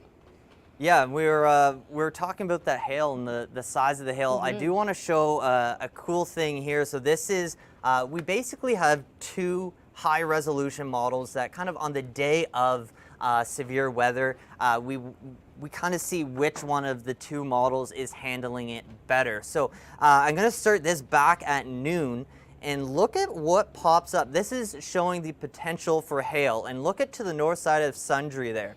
So there's a bullseye for the likelihood of hail. So when we see that, it correlates to the storm that we just saw or are currently seeing between the 2, 3, and 4 o'clock hours. So this kind of gives us the green check mark saying that, okay, this model has a good grasp on the dynamics and the flow for the day. So we can put a lot more attention in this one. So let's see what it has for the remainder of the day. So as we head through the evening, look at all now the pink popping up towards Lloydminster. So that is that area we're looking at where they're still going to be feeding on some good amount of energy coming in from Saskatchewan. So just because we might lose the tornado dynamics, it doesn't mean we're going to be losing those really strong updrafts that can produce the hail. Now the one downside with this is when you see the darker colors, that doesn't decipher between large hail and big amounts of small hail. So no matter what, just the safe bet is if you see any hail likelihood near your area is just to get any fragile belongings inside, whether it be furniture or cover your cars, put some rubber, maybe some old mattresses on your car. But yeah, again, this is doing a really good job all the way from Montana to Edmonton, picking up on that hail risk you see as them, we go they're through the rest of the night. ping-ponging. No pun intended there with the ping pong reference. This is some new visuals that we're seeing now. North of Westcott, Shane Turgeon sent this one in. You can see how dark the sky is, incredibly dark back there. It almost looks like the field's glowing when the sky's that dark. Yeah, it's odd, right? And you can see in the distance there, that's most likely rain, potentially hail as well too, right? Yeah, but that funnel, that is definitely that funnel is getting formed in the right? foreground. And now this is just 1 hour north of Calgary. So we're getting closer to home, closer to those areas with higher populations. Yeah, so that is still the same supercell that has the tornado warning on it. So that is the one that Kyle's on. Again, this is likely a great view. Westcott south of Highway 582, so still to the west of Highway 2. And we were looking at it about 10 minutes ago, how this storm's almost pulling a U-turn and coming back down to the south. So this is still on the south side. Normally, the south side is the safe side to be on as storms are moving to the north and east, their usual track. But now with it moving to the south, you might want to actually shift towards the west to avoid the hail and the rain and the likely track of this storm in the next hour or so. Now, is that a normal occurrence for this track to be the way it is right now? No, this is actually pretty unique. Normally, you get maybe a let's say a 20-degree curvature with the longer-lived supercells. So I wouldn't have been surprised because initially it was going towards Red Deer. So let's say it did last a few hours. I wouldn't have been surprised to see it slip to the south side of Red Deer. But for it, right from the time this storm was conceived, it was basically stationary, so it doesn't have much to drive it in any direction. So right now, think of it like a bike tire. If you're holding a bike tire and you spin it, it's very hard to move it side to side. Yep. And then as it starts to slow down, then you can move it around. So since the storm is rotating so fast and so consistently, there's not enough energy to really transfer the storm. So right now it is doing exactly and only what it wants to do, and that is feeding in its own dynamics, and it's actually just hugging the foothills, and it's really not doing what it would normally do. And even what the other supercells right now are doing. Again, like we have 4 that are warned right now, and all the others are doing their normal things, slowly going to the south or to the northeast. But that one southerly one, it has a mind of its own, and it's almost pulling a U-turn. It's quite odd. It's an interesting setup, in fact, now that you're saying that. Kevin, the science guy. Speaking of science, look at this rotating science project here. It's actually a tornado, a potential tornado, in fact. Jenny Hagen, storm chaser, took this. This is near Sundre, That is like Supercell 101 if you ever want to watch the life cycle of a supercell. That is absolutely incredible. And she even keeps it right in the middle of the frame. It's so great. An amazing time lapse there. We love all these visuals that we're getting because it really shows the severity of these storms. It shows the severity of what we're telling you, whether it's a watch or a warning. Take it seriously. This is going to be a long, prolonged event up until even tomorrow. But Kevin, you did say it could start slowing down. Would you say this is the height of the storm right now, or is it going to heighten within the next couple hours? Now normally I would say this is the height of it, especially if we were in August. This would be the height, kind of that 4 o'clock hour. But since it's still early July, we're only a couple weeks removed from the summer solstice. We have the long days, we have great dynamics, great fuel coming in here. So I would say, let's say if we're on a golf course, 18 holes, we're probably, I'm gonna say we're probably on hole 7 or 8, but again, we aren't sitting on it's gonna be moving. So the same areas that have the risk right now, by the time we get to the 17th and 18th hole, it's not gonna be the same people that are gonna be impacted.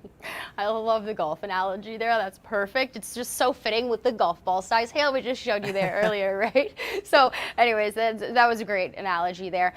We have some more visuals as well near Chance. We showed you one from Chance earlier, not too long ago. It was 1 hour north of Calgary. That's where Chance is. Eric Yonk sent this. He took this footage right here. You can see right there, I believe that's where the tornado's coming on. They're rotating at least. I don't want to say a tornado, but a potential tornado. Wow. That is a beautiful, beautiful funnel cloud there. So That's nice. That funnel cloud, that is the rotation, and that's actually filling the funnel. That is actually cloud. So that is all just condensation, and then it can actually make contact with the ground. It can have rotation at the ground before the funnel reaches the bottom. So you'll still have to keep an eye on the ground. So you might have the moisture coming down in the funnel cloud, but then you can have the dust going up. So just because you don't actually see that funnel in direct contact, that doesn't mean we aren't seeing rotation right at the immediate surface. All right, great images that we're getting right now. We're gonna have even better visuals right now of the storm. Kyle Britton is coming back with us. He is on the road. He has been storm chasing the past several hours. He has already spotted one potential tornado. Now we have Kyle back, right, Kyle? Can you guys hear me? Yes. Where are you now? Where have you moved yourself to?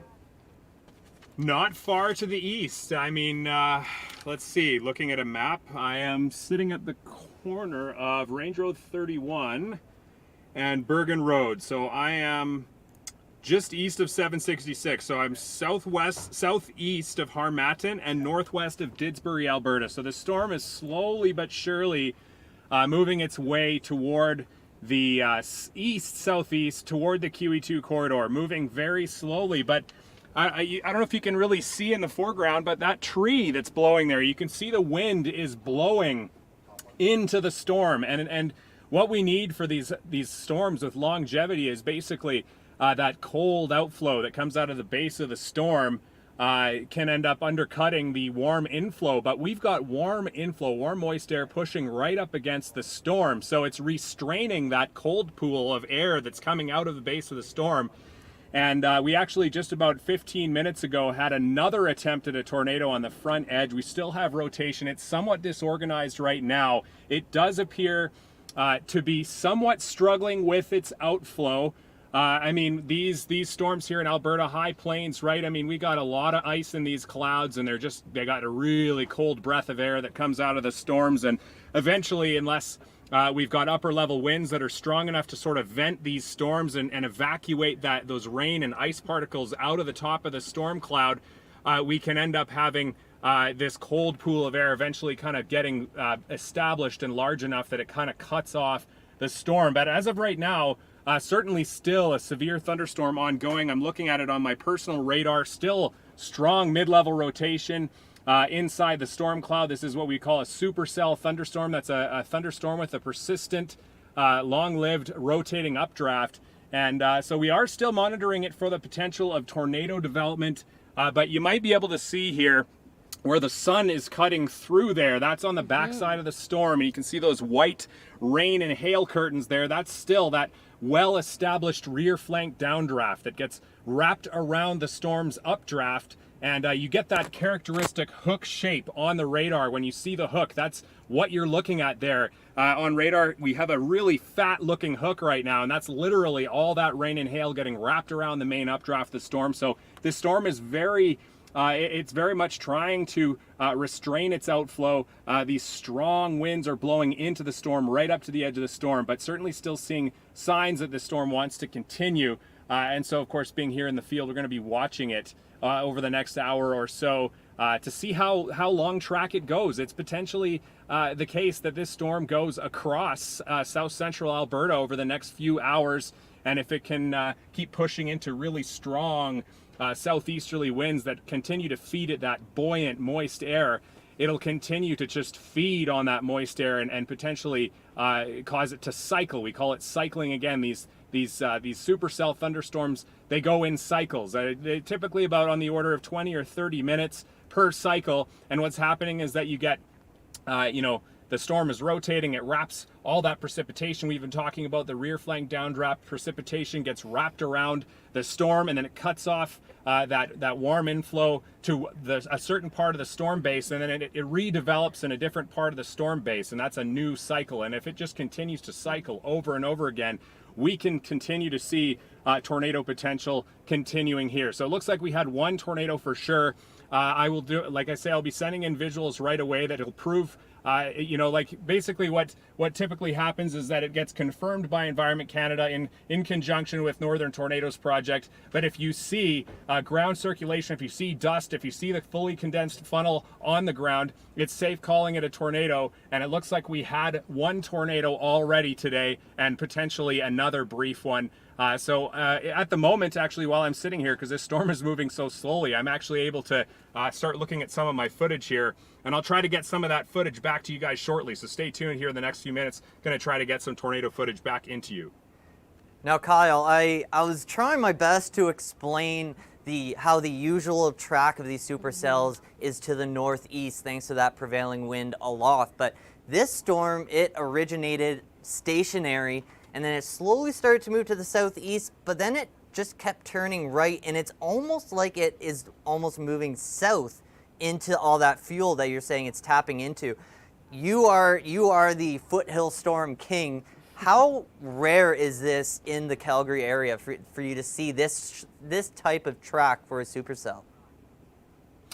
Well, supercells do tend to deviate or travel to the right of the mean wind. So storms tend to move, to get a little bit nerdy and technical for a second, storms will move with the wind, the overall cloud layer wind from the bottom to the top of the cloud, and combined with propagation, the storm will tend to propagate in a certain direction. So what's actually happening is due to the wind shear that we're seeing, the winds are changing with direction and speed with height, and we're getting wind shear as a result of that. And that causes certain areas of the updraft to have low pressure, which causes the updraft to want to propagate in that direction. So it actually is an additive effect that plays a role on the storm motion. So initially the storm, before it starts to rotate, will be moving along with that mean cloud wind.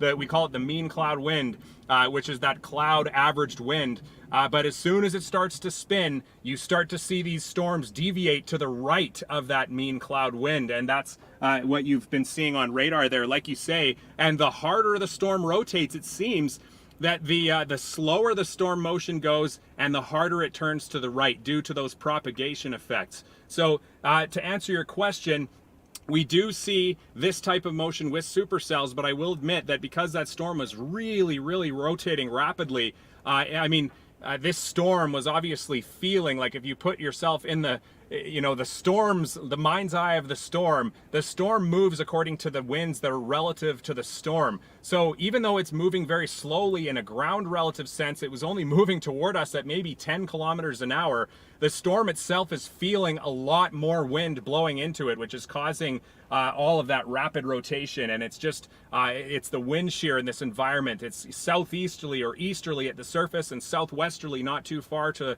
aloft. And that causes some spin that gets gets sucked up by the thunderstorm updraft and gets tilted and stretched into a strong rotating updraft. And then, of course, with the tornado, it was really textbook when that rear flank downdraft wrapped into the storm.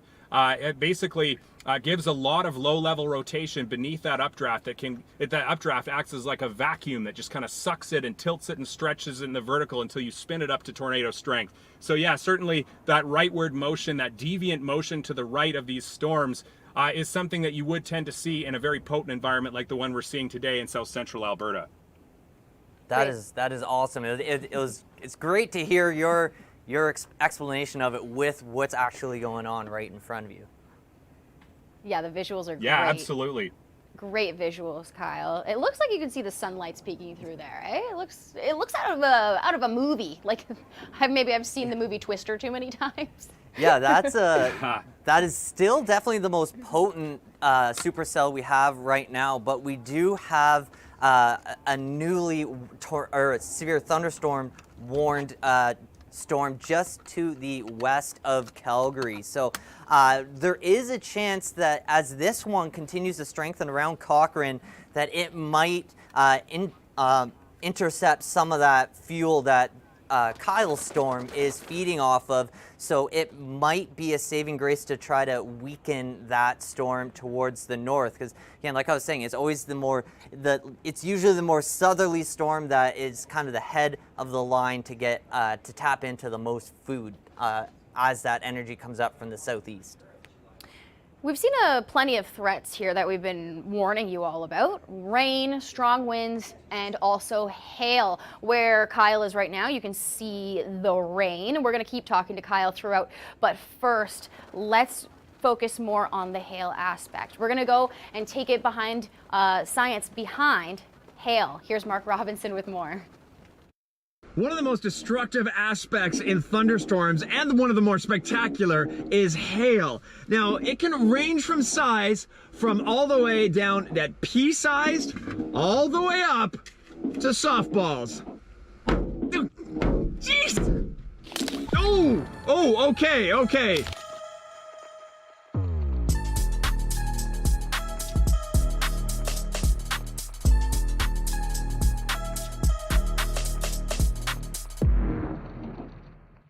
Hail is a form of solid precipitation consisting of ice formed in thunderstorm updrafts and ranges in diameter from about 5 millimeters to 200 millimeters. Depending on the size of the hail, it can cause damage to crops, livestock, buildings, cars, and if you're not careful, you. For hail to form, the ideal cloud must be full of both supercooled water and water vapor. During intense updrafting winds, water droplets get carried towards the top of the cloud. The cold air freezes the droplets into tiny hailstones that are still light enough to be held up at this point.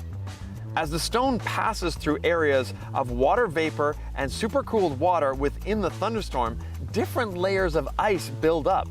This is why if you compare a hailstone to a chunk of ice from your freezer, you'll see that the difference is the layers. The freezer ice won't have any. The stronger the updraft, the longer the growing hailstone will stay within the cloud, building up those layers. Eventually, it will fall. Hail can be a danger at almost any size, but it really depends on how much of it there is. If you have very small hail, but lots and lots of it, it will shred crops and do damage to growing plants. When hail gets beyond about golf ball size, serious damage can occur. Hail is one of Canada's most expensive hazards. Take a look at the damage caused by a massive hailstorm in Calgary in June of 2020.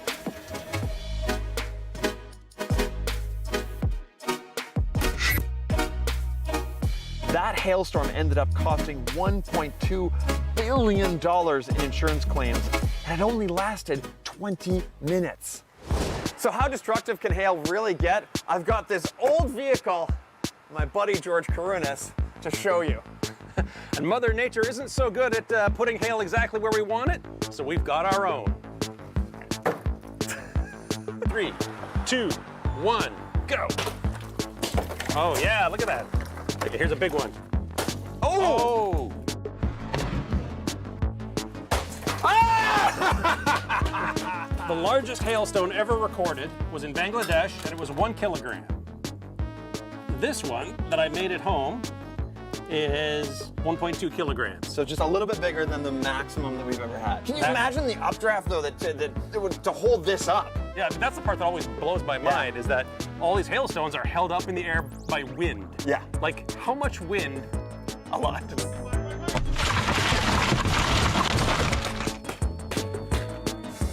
You know, I'm amazed how well this car held up to that ice barrage.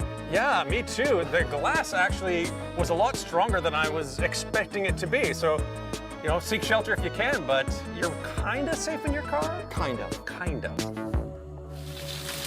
It's likely that at some point you are going to encounter hail. But as we know, Mother Nature doesn't like to play by the rules, which means that any situation in which you get hail, you could get damage.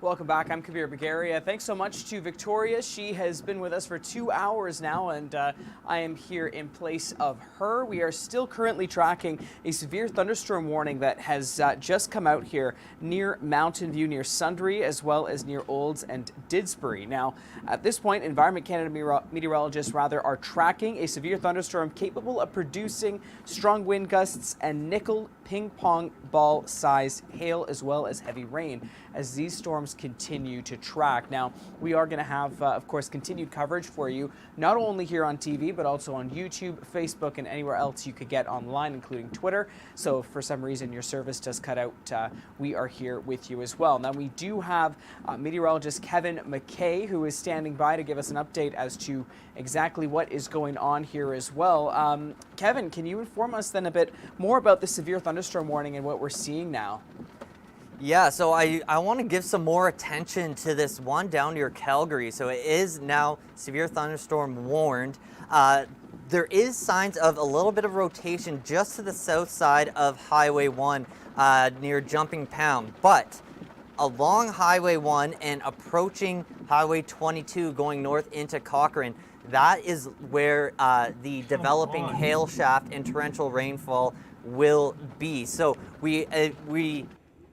we'll have to keep the track of that supercell that Kyle has been on. We have to keep that in mind as we watch this one. So it's going to be very slow moving, and with Calgary to its right, there is the chance that it could slowly turn towards the right over the next hour or so. So it might not curve that much and then impact Balzac and Airdrie, but it might turn significantly to the right and impact the top side, if not downtown Calgary.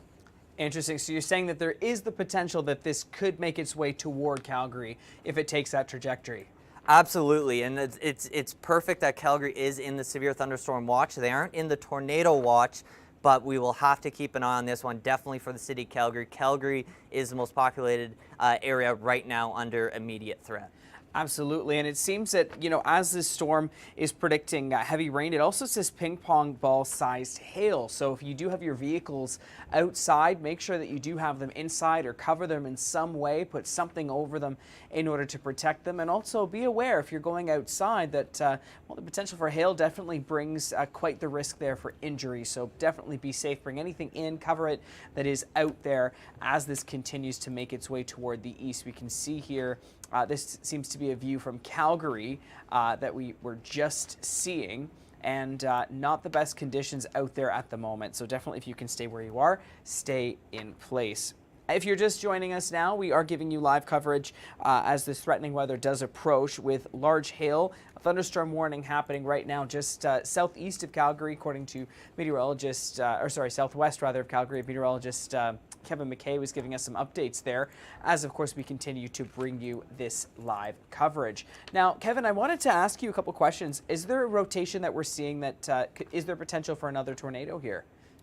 Yeah, so once we had that first storm start to rotate that Kyle is on, that is what, once that storm showed the ability to rotate and spawn a tornado, that's what initiated the now tornado watches across much of central Alberta here. So all the way from Drayton Valley down to Red Deer and the north end of Calgary. That is just to show that the dynamics are in place. So if you get a supercell to develop in this region, there is the higher likelihood of it starting to rotate and to be able to spawn a tornado. But at this time, we've still only had the one supercell to show signs of rotation on, significant signs of rotation on radar and confirmed at the surface. But even this one down towards Calgary, again, it's only a severe thunderstorm warning, but you can start to see it hooking. We've been talking about the hooks on the bottom side of the storm a lot.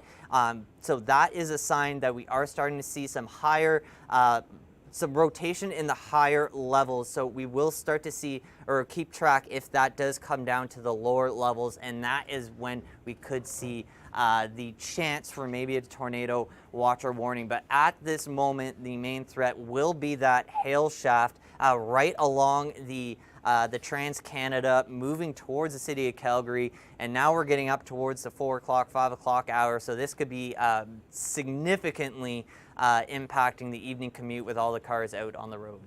Absolutely. That seems to definitely be something to watch just northwest there of the city. Now, we do have an image from Eagle Hill, which is an hour and 30 minutes north of Calgary. Thank you, Chris Ratzloff, for sending this in. As we take a look here at that imagery that we're going to be sent, that's behind me. Now, this is what we're watching with, of course, the larger storm cell here, that huge downpouring of rain that's bringing all of that energy down, and definitely something to watch out for. You can see here there's actually two little patches, one on either side, with a clearer section here in the center. Now, as of course we do watch this situation develop, there's always the chance for things to be changing, including the trajectory of the storm and where it is going to be going. So if you're out in those areas, do take cover. There's not right now any sort of tornado watches or warnings. This is a severe thunderstorm warning that has been issued by Environment Canada, and that's what we're continuing to bring you right here, right now, live across the country as well as into the province of Alberta. Now, it says that at the moment it's moving eastbound around 10 kilometers an hour. Kevin, can you add a little bit to that? How fast do we find that these storms usually move? Is 10 kilometers an hour fast or slow? Well, usually it all depends on the strength of the winds in the upper levels, but since they are a little variable, sometimes you can see these storms moving at 60, 70 kilometers an hour on the top end, but you're more so around 40 kilometers an hour. So the ones that are up towards the Yellowhead, Drayton Valley, they're moving about 30 kilometers an hour. And this one actually, this one that has now lost the tornado warning, it started at stationary. So it wasn't really moving anywhere. It was sitting over the same area. But now that it is getting a little bit of easterly momentum, it still does have some really impressive dynamics. So there's Eagle Hill, where that picture came from. So that was actually on the north side of this storm. But now we're going to start to see a little more easterly motion. So like Kyle was saying when we talked to him last time, they go through cycles. So as the storm weakens, it will go from having rotational energy to translational energy. And so now, while it's changing cycles, it might have the ability to move easterly a little quicker. So Olds and Highway 2 moving north of Calgary, that's where you have the better chance of impacting this or being impacted by this storm in likely the next 45 minutes to an hour. So moving out of Calgary right now, if you're going north or west, you have a supercell on the main highway, whether you're leaving the city again to the north or the west. Perfect. Thank you so much for that, Kyle. That adds a little bit more clarity here to the situation. And right now, when a tornado watch is issued and a warning is issued, there are specific criteria that need to be met in order for that to occur. So with a tornado watch, when these conditions are favorable for the development of severe storms, that means that there could be one or more tornadoes. So have a plan, pay close attention to watches and warnings that are in your area. So that is a watch. Now, a warning is that a tornado it has been reported and that it has made contact here, or when there is evidence based upon radar where there is from a tornado spotter that a tornado is imminent or has arrived. That means that you need to shelter absolutely immediately. So a watch is more so that conditions are there. A warning is that the situation is currently occurring, that there is a tornado that is imminent. It has been viewed, it has been reported, and there's evidence that it has made contact with the ground, whether that is just through seeing that debris of course, that's being moved around. Now, in addition to that, we actually have our person that is out there right now. We've got our Kyle Britton. Kyle, how are things looking? Where are you? I'm currently in the same location as before, but looking at that storm near Calgary, I'm thinking I might actually try to go and head down in that direction, because that storm right now does appear to be the dominant storm in the area. So I will be moving right away here, just making sure I try to get some footage in here. I'll have some footage up on Twitter in a few moments here that you'll be able to see this tornado dancing around in the fields that we saw earlier on this afternoon in the Bergen area. Absolutely, Kyle. So have you seen any debris or anything like that as of yet? Have you seen any strong winds?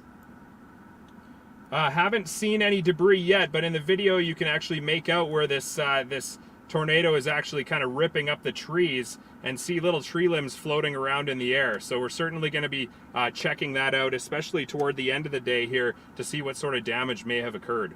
Absolutely. And how far are you going to be going? So you're heading, which direction are you going in right now? I'll be heading toward the south, back toward the Calgary area. I could probably be back in Calgary in under an hour to see what's going on with that storm down there. Got it, especially as that storm is continuing to make its way possibly toward the city center, as of course Kevin was mentioning. So hopefully you can stay safe and make it there in good time. Absolutely. Thank you. Thank you, Kyle. So we are continuing to watch the direction that this storm is going to be taking here. This is the live radar look around Eagle Hill and Bergen. We're seeing that storm system making its way mostly toward the east at this point. Now, in terms of how long this could live on for, Kevin, do you know what kind of a duration that we could be seeing here? Supercells are very tricky to time out. You can get them that they, like Kyle was showing earlier, where they cut themselves off. They kind of shoot themselves in the foot, and then just as fast as they formed, they can die out in just a matter of 20 minutes or so. But right now, these ones actually seem to be pretty prolonged because they have so much energy to feed off of right across the western prairies, really. Saskatchewan, all of Alberta, you're plenty of energy feeding in from the south for these storms. But I think this is why I think Kyle was seeing the same thing I was looking at. As this storm develops south of the one he's on, it's going to become the head honcho, and it's going to intercept all that moisture coming up from the southeast, and it's going to not allow any of that energy to get up towards that old storm. So we'll likely see that storm continue to weaken as it heads towards the QE2. So that is good news in terms of the hail and the tornado threat, but it's bad news for the Cochrane and North Calgary area as we head towards the evening rush hour here. But again, towards Highway 1, that's where now we're actually getting the rotation, the signs of some broad rotation. Again, not signs of any funnel clouds coming down towards the bottom edge of the storm at this time. It's still just a severe thunderstorm warning, but we'll also be looking at that hail threat for Cochrane and along Highway 22. And as we head towards the end of the workday, this is actually going to be approaching the city of Calgary. So this could be impacting the commute to the west and the commute to the north if it gets over towards that Balzac area. Absolutely. Welcome back. For those of you that are just joining us here on our live TV stream here, as well online, to everybody on Facebook, YouTube, Twitter, and of course every other medium that we have for you. Thanks for joining us as we bring you live coverage of the current severe thunderstorm watch that is impacting areas surrounding Calgary into central Alberta. So we're watching this severe thunderstorm watch and what could be happening. There is some rotation, but we are not currently in a position to, there's no current tornado watches or warnings. This is an image here from Kyle Britton from where he just was, showing the downpour. There is the potential for ping pong sized hail if you're just joining us. So if you are in and around that area, it is advised to move your vehicles indoors. If you have any sort of stuff that's outside that you're afraid of getting damaged, definitely something to go ahead and watch. Now, if we take a look here, thank you so much for Francis for sending this in. This is the tornado damage and other structural damage that's been reported to us at this time from social media. So we like it when you send this stuff in because we can get a very, very timely snapshot as to exactly what's happening here.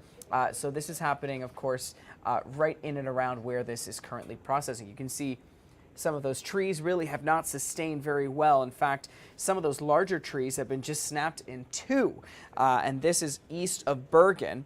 Francis, of course, sent this in, and this is from the Northern Tornadoes Project. So we'll go ahead and watching this, and that just shows the severity and the strength that is coming with these tornadoes and exactly the power that we're going to be dealing with. So in terms of what we can be seeing is right now those severe thunderstorms making their way toward the east. There's two sets, and this is the path of destruction that was met when those tornadoes were around. And of course, strong winds are still possible, so do seek shelter and stay safe. Now, Kyle, I want to bring you back into the conversation here and ask you, Kevin, rather, as Kyle is still driving.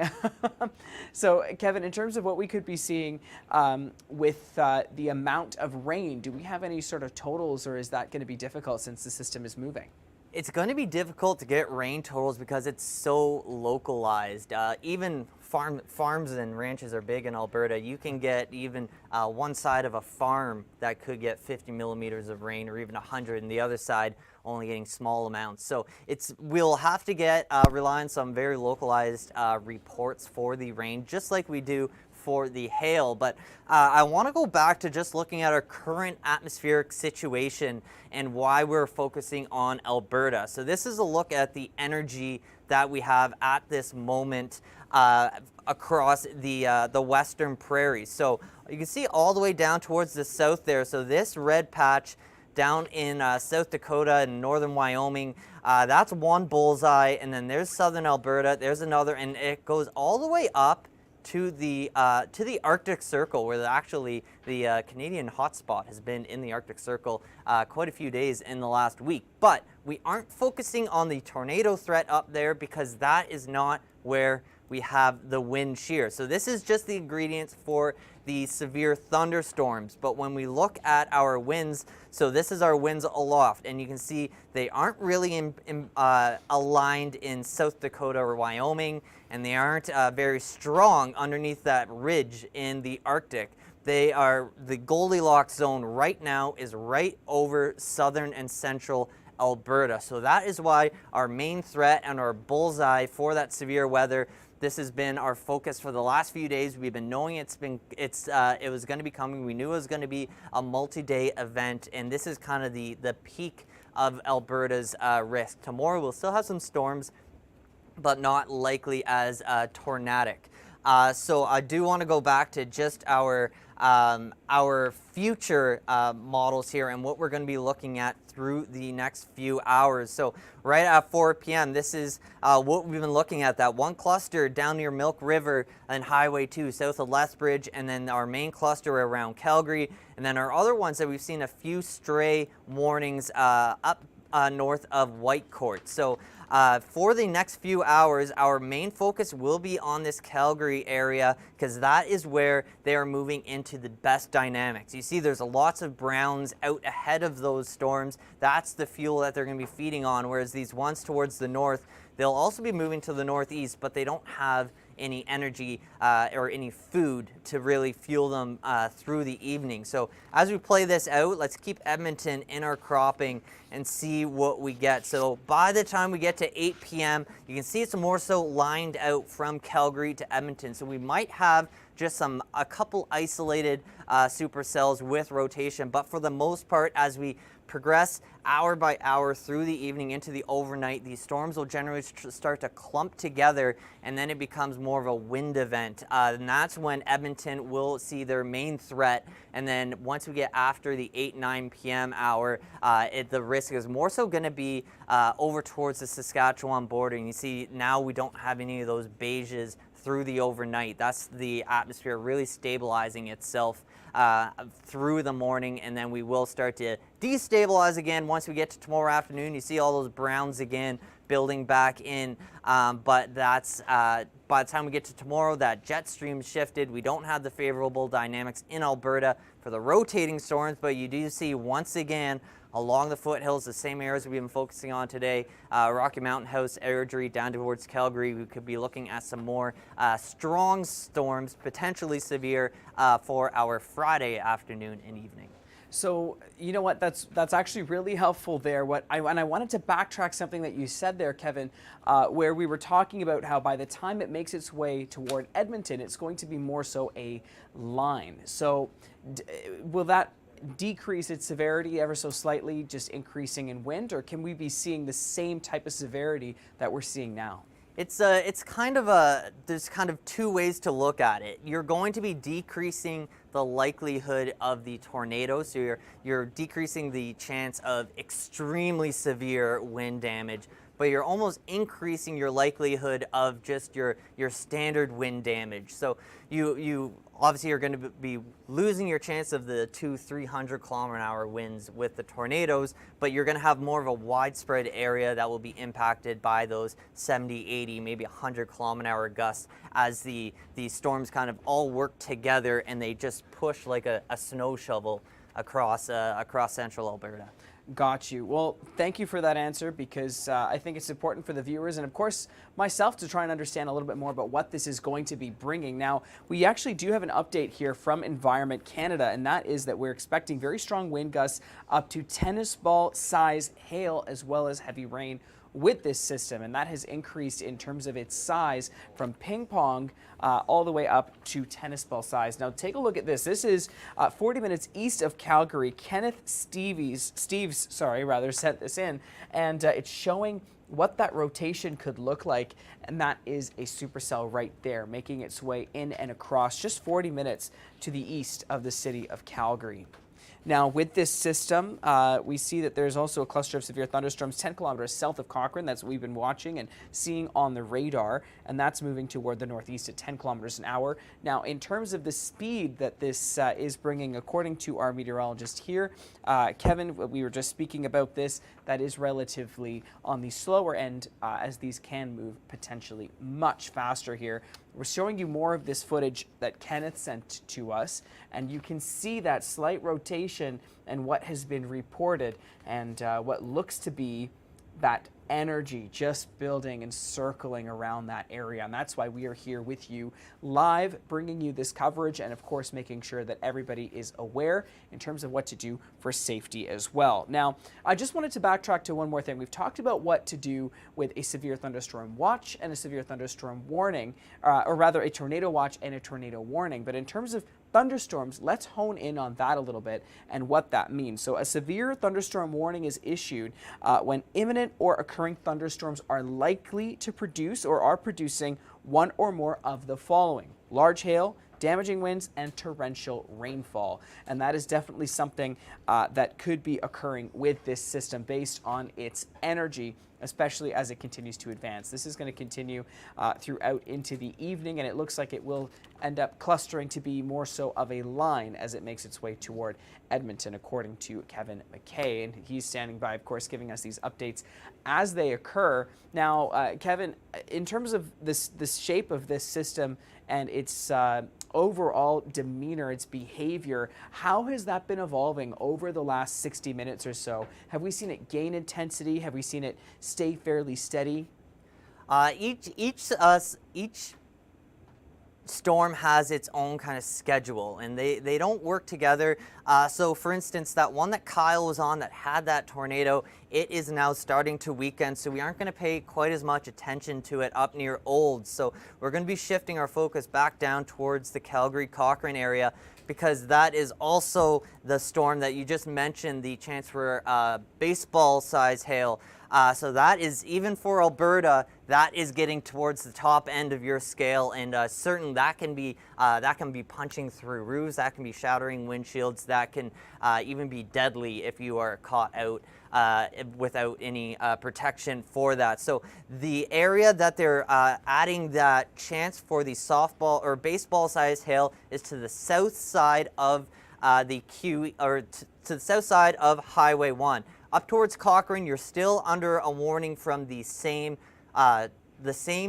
supercell, but your warnings for upwards of ping pong size hail. So Environment Canada does a very good job within each region and each cell distinguishing between the hail sizes. So even those northern ones, they're just saying maybe nickel size hail, which is just the bottom end of the severe, if you're going to severely warn a storm for the hail criteria, the nickel size is just the bottom end. But once you're into that golf ball, ping pong ball, softball or baseball size hail, that is definitely in the severe category, and that is what we're looking at, unfortunately, just to the west of Calgary right now, including the Trans-Canada Highway and Cochrane. So this one is going to be the main focus for us for the next half hour at least. We still have to keep an eye on the other ones as they start to juvenate up towards the Yellowhead, and we can't forget down towards Lethbridge. Lethbridge is also under severe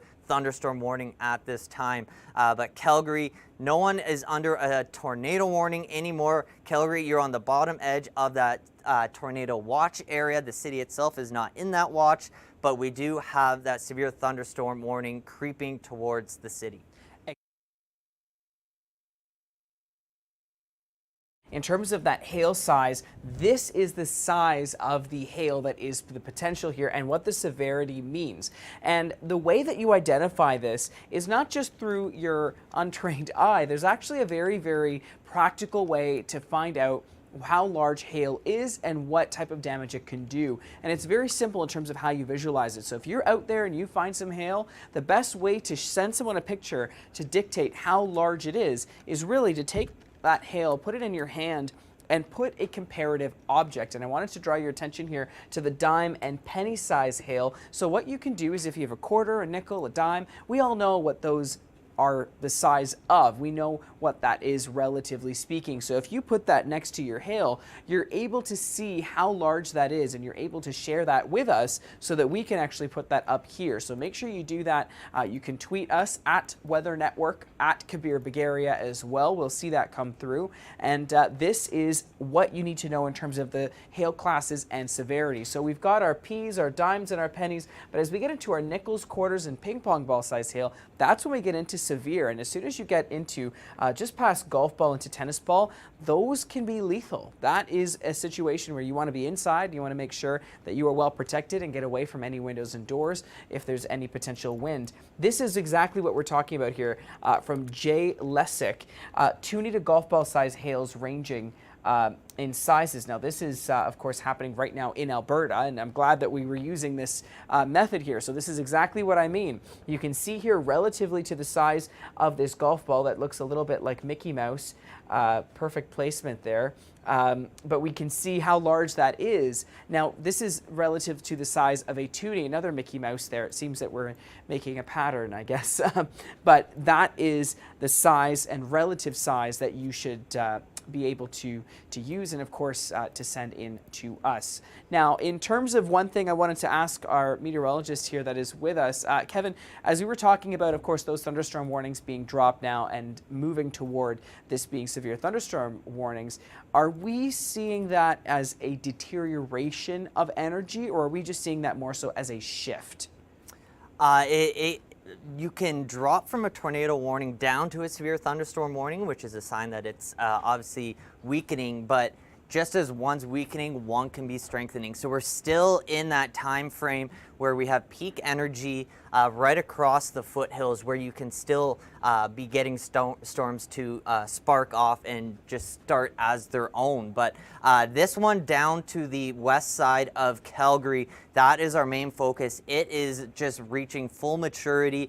And on Twitter, I am seeing some pictures of some very narrow funnel clouds starting to form just to the south side of Highway 1. And this storm is already being able to be spotted from the west side of Calgary. We've been seeing some pictures being posted from Tuscany, which is a western suburb of Calgary. So Highway 1 and Highway 8. Highway 8 parallels Highway 1 on the south side. Going to have to be keeping an eye on both of those highways. And then towards the north side, if you're avoiding Highway 1 and you're heading towards Cochrane, Highway 1A, the detour, the old Highway 1, will also be impacted by heavy rain and eventually hail. Maybe not the golf ball, ping pong ball, baseball size hail, which will be closer to the center of the supercell, but we could be looking at that nickel and dime size hail that you were showing on that scale. That's, you know what, that's really something that you want to pay attention to, especially if you're out and about and you've got, you know, that there's the potential for hail. Definitely seek shelter. Now, we're actually just getting here a tornado warning from Environment Canada that we are tracking. It's heading to the east, it's located 15 kilometers to the south of Cochrane, and it is heading to the east at 20 kilometers an hour. Now, this is a dangerous and potentially life-threatening situation. So this is what you need to do in terms of sheltering. So immediately go ahead and seek the best available shelter if you're in a mobile home or any sort of temporary vehicle. That's not the best place to be. The best place to go to is to go into a more stronger structure, rather. Maybe a large open room as well. That's a bad option. In terms of what you need to do, the interior of a well-constructed home, building, or basement is the best place to be. If you have any of those areas near you, we suggest going there. However, if you are in a mobile home, a vehicle, under a highway overpass, or anywhere where you're exposed, that is not the safest place to be, given that there could be debris into the air. In terms of what this warning is bringing, seek shelter if you're in this area, around the Cochrane area. Mostly it seems to be west of the QE2 and west of the city of Calgary, and go into a basement, the lowest point in that basement, staying away from any glass, windows, and doors. Cover yourself with a mattress or sleeping bag and check for the latest updates. Ensure that your phone is charged. I know people don't always think about this, but if you have a portable power bank or anything like that, make sure you do have that with you in addition to a flashlight. You never know when you're going to need that, especially if the power does go out due to the storm. Now, as this tornado warning continues, this is ongoing. It is moving toward the east at about 20 kilometers an hour. Now, in terms of what that means, well, as we mentioned, the city of Calgary is potentially at risk here, as we do have that severe thunderstorm warning now, in addition to this tornado warning that is going to be continuing to move. Now, as I bring Kevin back into this conversation, in terms of what this could bring with the now added tornadic activity, how is this going to be impacting potentially the city of Calgary? So before we get to Calgary, you still have to focus on Cochrane. So Cochrane, they've been under the tornado watch, and now you're included in that tornado warning. But you can see how big of a tornado warning this is. The warning gets issued to the entire warning region. Now, Cochrane, you're not in the imminent threat of that rotating portion of the supercell. When we look at the radar, the rotation is currently south of Highway 1. So Braggs Creek down to Rocky View, that is where we have the rotation. And with that track at 20 kilometers per hour, there is motion with this storm. So it's not going to be sitting as stationary as that northern one up that Kyle was initially on. But there, in our latest scan, you see that elongated line of purple. That is heading in towards the hook. So just to the, that should be Highway 22 out the bottom side of Cochrane. So 22 south of Highway 1 is where if this funnel cloud report does get down, make contact with the ground, that is where it's going to be. With it moving to the east and slightly to the northeast, it is slowly going to stay paralleling Highway 1, north of Highway 8. So you do not want to be leaving the city of Calgary heading west on the Trans-Canada or on 1A for two different reasons. Highway 1 will be the tornado risk there with signs of rotation. On Highway 1A, it's because of that hail and the localized flooding on the top side of this supercell. The city of Calgary is still only under a severe thunderstorm watch. That will be changing shortly as the cell approaches the city proper.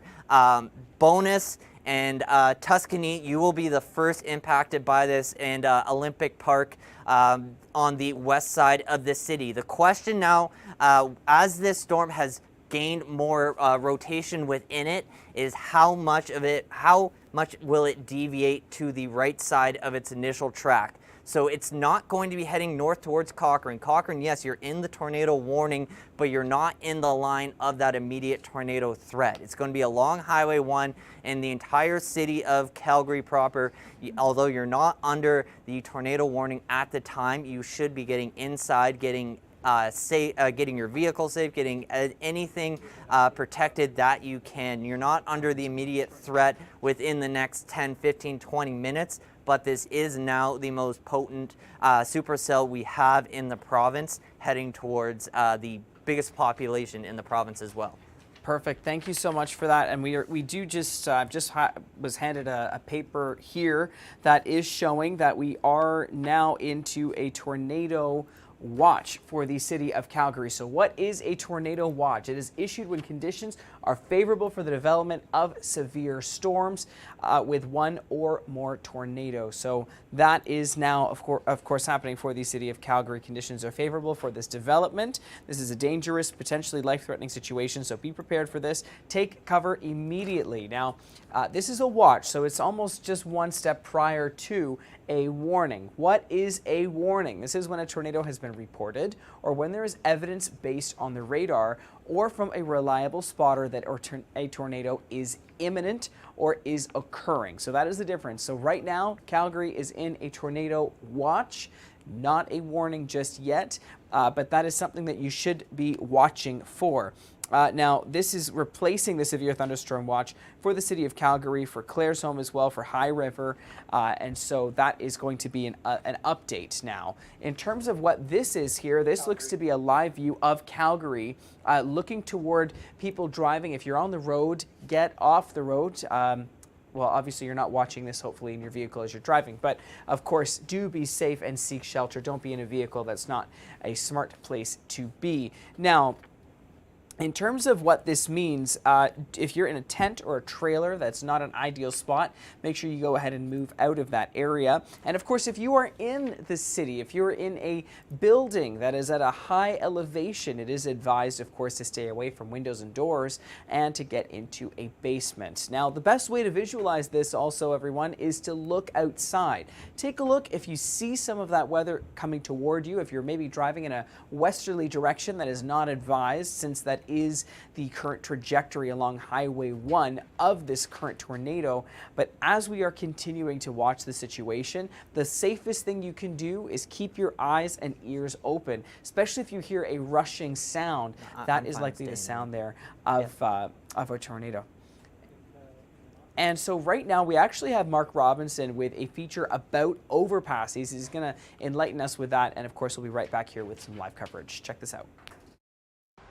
Today's Science Behind the Weather, we're going to talk about tornado safety. I'm actually in quite an unsafe spot for tornado safety. There's an infamous video where a news crew came up underneath a bridge just like this to try and stay safe from a tornado that was coming down the road. So they literally saw the tornado coming this way, just like we can see that rain coming at us. And the reason it's so dangerous under here is because we get compression of the winds through this narrow gap underneath the bridge. And what can happen is the wind speeds can increase so much so that you can get pulled right out from underneath this. And that's what happened in Moore, Oklahoma in 1999 when a tornado, somebody tried to get safe from the tornado through here. So this is a very dangerous spot to be. You don't want to be hiding from a tornado under here.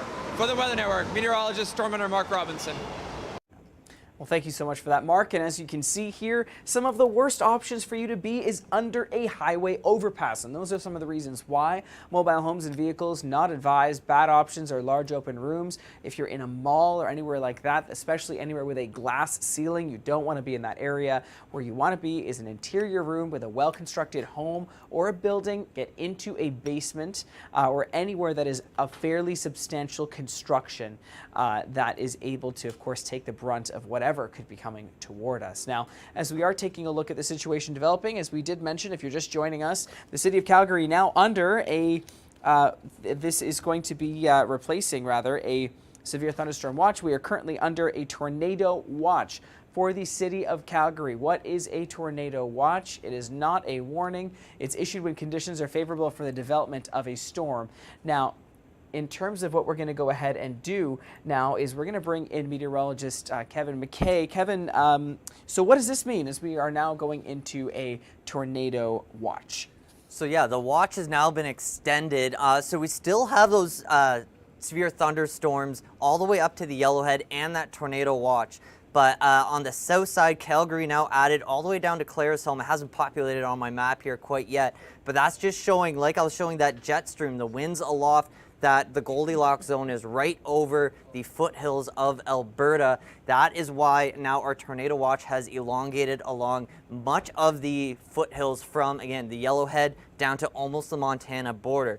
In the middle of that, right on Highway 1, that is where we currently have our tornado warning. So Highway 22 is where the rotation is now just passing. That latest scan, though, that is good news. That hook is not quite as well defined, and the bottom edge of the storm is now right along Highway 1. So the Elbow River should be south of the storm. Spring Bake Road should be right along the bottom edge of the storm as well. So heading closer towards the city of Calgary, Tuscany should be the first suburb to be impacted. Nolan Hill will be next. It should be grazing the northwest corner. So if you're in the western suburbs of Calgary and south of Highway 1, you aren't at as high of risk, say down towards Aspen Woods or Spring Bake Hill or downtown Calgary. So anywhere around the event grounds now for the Stampede starting tomorrow, and there are some events going on tonight. That is on probably the best side of the city to be on. Once you're up towards the airport and to the north and the west of the airport over towards Cochrane, that is where we're going to be seeing the track of the greatest rotation on the south side of this storm. So in the tornado warning, if you're in Braggs Creek, Rocky View, or Cochrane, some of you don't have to be immediately concerned, especially Braggs Creek and Rocky Mountain View. You are south of the storm. You just happen to be in that warning region. Cochrane, you're on the north side of the storm. You're going to be impacted by that cell, but more so with the hail threat. It's right between the two where we have the best chance for the tornado if it does manage to touch down. There's our latest scan again, so I'm going to pause it on the last few scans and show you how big of a variation you can get from one scan to the next. So there's our great hook right south of the pound in Jumping Pound, and then our next one, you lose that hook. It just more so looks like a blob, very unorganized, but we still have that purple severe tornado warning under there. But then our latest scan, there you go, you now get that hooking action on the south side of the storm once again, and that yellowish line right through that purple from east to west. That is the Trans-Canada, and then it's not labeled on the map here, but that's Highway 8, that next line down, and in between it, that is where the Bow River is, and the Springbank Road. So anywhere Springbank Road north, that is where you need to be off the roads. You need to get to shelter, and anywhere on the west and northwest side, especially of the city of Calgary. If you're anywhere near Nose Hill Park, get out of the park. If you know anyone who's walking their dogs, yes, they might be seeing the storm in the distance, but they might not know the severity of the storm. They might just think it's just another Calgary thunderstorm, but this one is tornado warned because of the rotation. So Highway 1, Highway 1A, and the 201 bypass of Calgary are going to be the bullseyes in probably the next half hour or so, with the Olympic Park and Bonus being on the south side of that main threat. Still, the city of Calgary is only in, they were in the severe thunderstorm watch, replaced by the tornado watch. They aren't under a warning yet, but it's just going to be a matter of minutes as we get another news scan, and we'll likely see Environment Canada extend one of those two warnings. Absolutely. And Kevin, I just wanted to jump in here and just say that near Bragg Creek and the Sutina Reservation, in addition to Cochrane, are now under a tornado warning. So for that area, that is pretty severe. So again, that's near Bragg Creek and the Sutina Reservation as well as Cochrane. So that's definitely something to keep in mind there and be aware of. Now, next to me here from northwestern Calgary, this is what we had just mentioned. This is exactly what Kevin had just said. Was if you're out walking your dog, you might not realize how severe this is, but these are this. Oh, okay, this is a touch screen, and that's fantastic. We learn new things every single day. And so, as we're taking a look here at what this could be bringing, now, Kevin, I did want to ask if you can see this right now. What exactly is going on here within this cloud? What is happening there? Can you Yeah, so you can see how on the right side of the storm, you can see it's a little smoother with, that is just a sign that it's more of that, we talk about a shelf cloud, so that's the leading edge of the supercell, but once you get enough rotation, the storm it almost looks like it spits, I'm trying to think of a good analogy, it's almost like a little, support out the bottom of it, and that is what you're looking at there. That's the wall cloud, and it's out of the wall cloud, it's almost like a telescopic lens. So it progressively extends something smaller and smaller and smaller, and the smallest one that will come out of now that bottom part will be the tornado. So it would be great if that was a video and we could see the rotation, but that is a perfect sign of what is coming to the northwest side of Calgary. That is actually really interesting to look at here, especially as you see that development, you see that stacking. Now, very big thank you to Mac_Canada for sending us that through Twitter. And of course, if you are in the city of Calgary, please go ahead and if you capture any of this weather, please be sure to upload it to social media as well, so we can get a better understanding as to what's going on there on the ground. We've got Kyle Britton, who is currently driving around, tracking these supercells and of course the development of all of this and exactly what is happening. Now, in terms of this, once again, we are giving you some live tracking of the current situation that is going on into Alberta. We are in a thunderstorm warning for the city of Calgary, and what that is going to mean is that you should be thinking about taking shelter now and be visual. Go outside to don't go outside, but go to see from outside what the situation is. If you hear a rushing sound, if you see strong wind, you know that there's the potential for a tornado to be coming toward you. Now, a severe thunderstorm is more so what we're exiting now. We are in a severe thunderstorm warning, and what that is severe thunderstorm is wind gusts that are over a certain criteria. In this case, it's 90 kilometers an hour, large hail, and heavy rain, and that criteria ranges depending on what's happening. So tornado watch is issued when conditions are favorable, and then of course we get into a warning when a tornado has been reported. So now we've actually got a video from Kyle Britton from Bergen, just from today, and this is firsthand near Bergen what was happening. That is to be a tornado, and what we're seeing. Yeah, you can actually see the debris on the bottom side there. He was talking about seeing multiple vortices around the main one. So you see obviously the funnel there, but then you might see, it almost looks like other tornadoes rotating around the tornado. So that's a multiple vortice situation there. It's a sign that there is even more kind of rotation available for it to tap into. So there you go. So there's a perfect example of it. So you see it almost looks like multiple snakes swirling around each other, and eventually they can combine into one to form just one main funnel. Absolutely. So you can see how it's kind of just moving around there. And behind me, this is from Jumping Pound, 44 minutes west of Calgary, sent in by Neil Zeller. And you can see here what that is going on. You can see that rotation. You can see that energy that's there. And even if you look at the leaves and the wind, that is the effect of that. So from such a distance as well, that rotation really occurring that Kevin was just mentioning. Of course, if you are in the Cochrane area, something to go ahead and and watch out for. Do pay attention to your surroundings, and of course, if you see or hear anything unusual, especially strong wind, get into the basement or get into a well-built structure. And stay away from windows and doors. Now we can see, of course, that rotation that we just mentioned. And again, everything surrounding it showing us how powerful this wind really is, as it, of course, has not made contact yet with the ground in this particular situation, but it very, very well could. Now, at this point, Environment Canada, of course, is monitoring the situation. They do a great job at this, and we do get a notification every single time something gets upgraded or downgraded. So just about 10-15 minutes ago, if you were watching with us, we were in a severe thunderstorm situation, and then that ended up becoming upgraded to a thunderstorm watch, or sorry, rather a tornado watch, which is an upgrade there, and that does affect the city of Calgary as well as Cochrane, and it is something to go ahead and watch out for. Now, Kevin, since we're here and we're talking about what we're looking at, so why don't we dissect this a little bit for us? So this is going to be a different angle than what we just saw. We saw the vortices coming down. Would you say this is slightly less in the phase of development?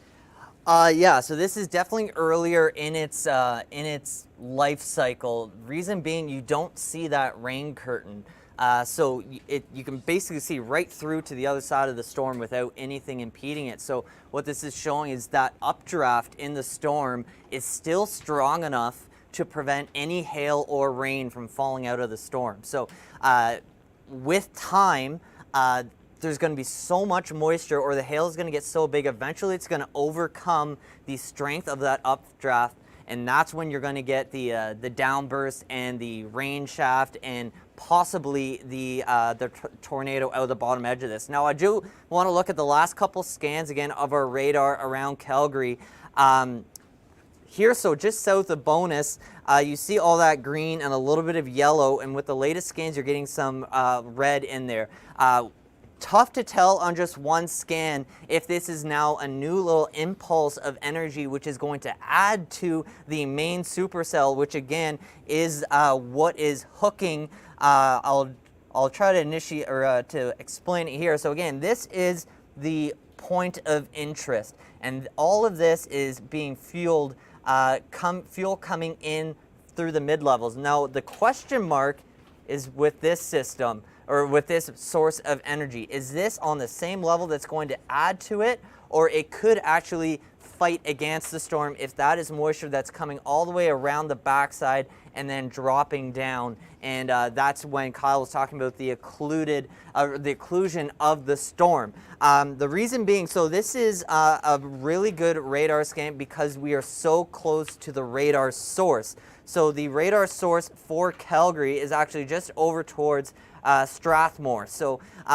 relatively speaking, we are still close to the radar source. So any scan is still relatively low. Now the bottom edge of this supercell, again, that is going to be our main focus. And this line right here, that is the Trans-Canada heading between Canmore, Banff, and the city of Calgary. So anyone coming in from the west, trying to get into for the Stampede night before, hopefully they avoid this storm. Now the track of the storm for the last half hour has been almost directly to the northeast. So this is continuing to be better news for downtown Calgary, but the northwest suburbs will be impacted by the storm. It's just a matter of, will the warning be extended as a tornado warning or a severe thunderstorm warning, and then we will eventually get up towards Balzac likely. The previous cell that we had as a tornado warning that Kyle had all that great video that we just saw from up near Bergen and Sundre, it was a very slow moving storm. This current one, we are now seeing it moving at about 20 kilometers per hour. So yes, this remains our main focus, the tornado warning to the west of the city of Calgary, but I don't want to forget the other city in Alberta. I just want to do a little update for Red Deer and the Yellowhead and Edmonton here, because we do have some storms that have initiated away from the foothills, south of the airport, to the west of Millette. That is now our closest severe thunderstorm warning to the city of Calgary. So we did have that Drayton Valley supercell that's moved into the region from the foothills, but this one now has spawned out ahead of it. So it has the entire buffet of energy to feed on because we haven't had any storms around Edmonton so far this afternoon. So this storm is actually going to be moving due north towards Stony Plain and eventually downtown Edmonton. So Sherwood Park, you likely won't be impacted by this storm particularly, but look to the west. We do have many scattered storms. None of them are showing incredible signs of structure. There is some weak signs of rotation over towards the Drayton Valley supercells, and there's that one just crossing the Yellowhead near Entwistle. So that is impacting the travel on the Yellowhead and will eventually be impacting the travel from Edmonton to Whitecourt. But look at how many areas of interest we have from Edmonton to Drayton Valley to Edmonton over to Camrose.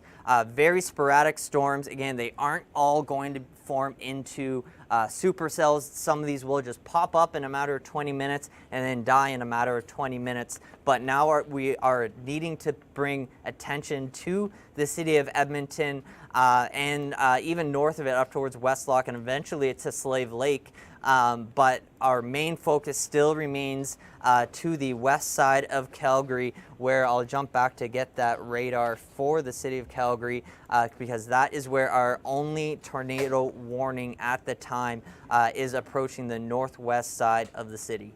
That's right, and in fact, right now we're seeing again a severe thunderstorm warning that has been issued for the city of Calgary, for Rocky View near Bragg Creek and the Sioux Tina Reservation, in addition to Rocky View near Cochrane. So that severe thunderstorm warning is continuing. It has this been issued as well. Now behind me we have a view of northwest Calgary. This is from the Glenmore Sailing Club.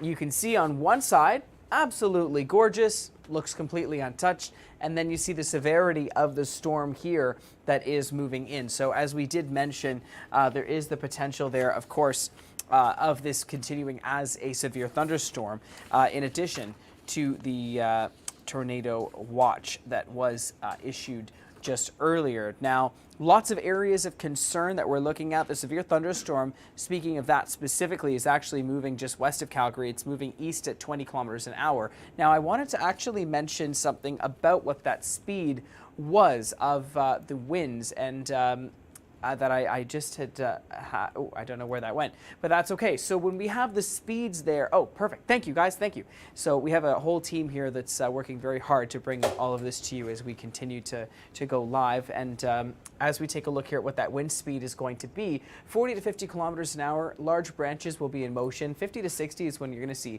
the entire tree. If you're getting into the mid 60s up to 70s, branches will be breaking off. And as you get up into the 70s, that's structural damage, and above that, trees are uprooted and major structural damage does occur. So that is what is currently happening in terms of that speed and what's going on with the wind. So with those severe thunderstorms, that is what could be happening. Now, let's take a look right here north of Calgary. This is a descending cloud here that looks like it could have the possibility for some rotation. That's currently happening. This is from Kieran that's been sent into us, and we're watching this develop. I'd love to get Kevin in with this. So Kevin, this is the potential, I guess, for something to be developing. Is that correct? Could this be a funnel? Yeah, so it's not a funnel, but that is a great inflow into the center of the supercell. So you still see, since this is a nice time lapse, you do see a bit of rotation, but this just shows how important a minute can be. So this, even if this was 6-7 minutes ago, it could have completely cut off in the time since we have had the tornado warnings now replaced by severe thunderstorm warnings. It does still mean that there is a possibility for this storm to regain its organization and its rotation, but at the moment it isn't showing signs of significant rotation. But in the warnings now, it is only moving at 10 kilometers an hour, and at the south side of the storm, including Rocky View, so primarily on the south side of the Trans-Canada, there is still a chance for golf ball size hail. On the north side, to the east side of Cochrane, over towards Balzac, the north side, the QE2 is slowly getting closer to this storm. There is still a chance for anywhere from nickel to ping pong size hail. And with the storm moving so slow, this is when we get those pictures from Alberta where basically the entire ground turns white. So hopefully we get the case where we get more of the nickel size than the ping pong, but this is likely what we're going to see in the coming hours around the Calgary area. So this isn't a current one, but this is a sign of what people do when they see the hail coming. All they want to do is protect their car. This is a lot of small hail, but we do have the chance for it to be bigger. Exactly, and as we're bringing this content to you live, this is all occurring as we're speaking. So we have our whole team here that's putting together some of the visuals that you're going to see behind me, including this next thing here of northwestern Calgary. Now, give me just a moment. This is I guess developing from what we just talked about there, Kevin, actually. Northwest of Calgary, Carl Miller sent this in to us, and we really appreciate it. In fact, exactly 1 year ago today, I was in Calgary looking at this. I was driving through this area, so it's interesting to see how that area is, of course, impacted by this that's continuing to develop now. Kevin, are we looking at, is this a different cloud? I'm assuming this is a different cloud than what we were talking about earlier, I think. Yeah, so it could just be a different angle on the same wall cloud. So that's still the lowering from the bottom edge of the supercell. But with its jagged edges on both sides, that's a sign that there isn't any well-structured rotation. When it really starts to look kind of like a soft serve ice cream cone with the very smooth edges, that's when there's a sign that there's a real unified rotation of the storm. So that's almost a good sign when you see the jagged edges like that. Got it. So it's showing that this isn't going to be quite as active because it's not as smoothed out as one would say. Yeah, but there, again, that's not to say in the 15 minutes it could get to that again, because once you're around cities, especially like Calgary, it actually has its own impact on the weather. So especially when your city's surrounded by farmland and forest, it doesn't hold as much heat as all the concrete. So especially in the evenings, you can see storms actually spark up or just get an extra kick in the pants when they move through urban areas, because there is just a little more instability supplied by all that concrete and asphalt. So even as this storm slowly tracks towards the Calgary area, we do have to still keep an eye on the potential for rotation. But again, just to make sure everyone is clear, the tornado warnings have been dropped, but the severe thunderstorm warnings continue primarily because of that risk for the large hail, ping pong and golf ball sized hail, and also with it moving so slowly, the localized flooding will also become an increased risk as we get into more of the concrete jungle. Absolutely. And with that, we have the urban heat island effect, which is what happens when, of course, things that are man-made don't distribute heat the same way as natural elements do. Grass or dirt has a very different interaction with heat than buildings or concrete or roads, and you'll know that by if you walk on a asphalt or if you're walking on grass. They're two very different temperatures. Now, in terms of how that's going to impact us, as we're looking at this severe weather, you know, Kevin, are we saying that basically cities have the potential for more severe weather because of that effect, or less?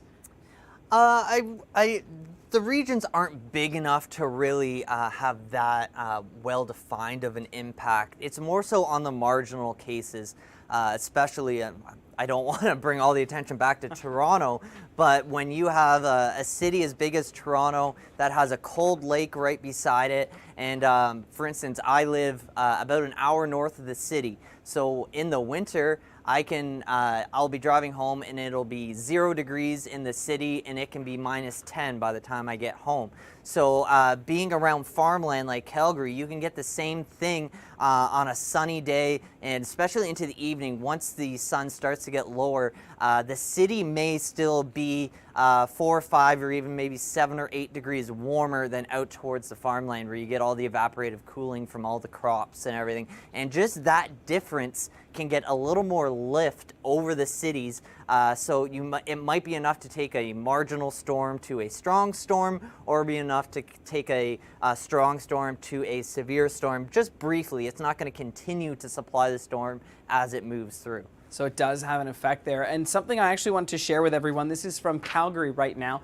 Give me just a moment here, of course, to operate the equipment. So this is from Calgary at the moment. Sarah H. sent this in to us, where we can see some of those supercells moving into those residential areas that we had just talked about there with Kevin. And as we continue to watch that, you can actually see the trees swaying with all of that wind.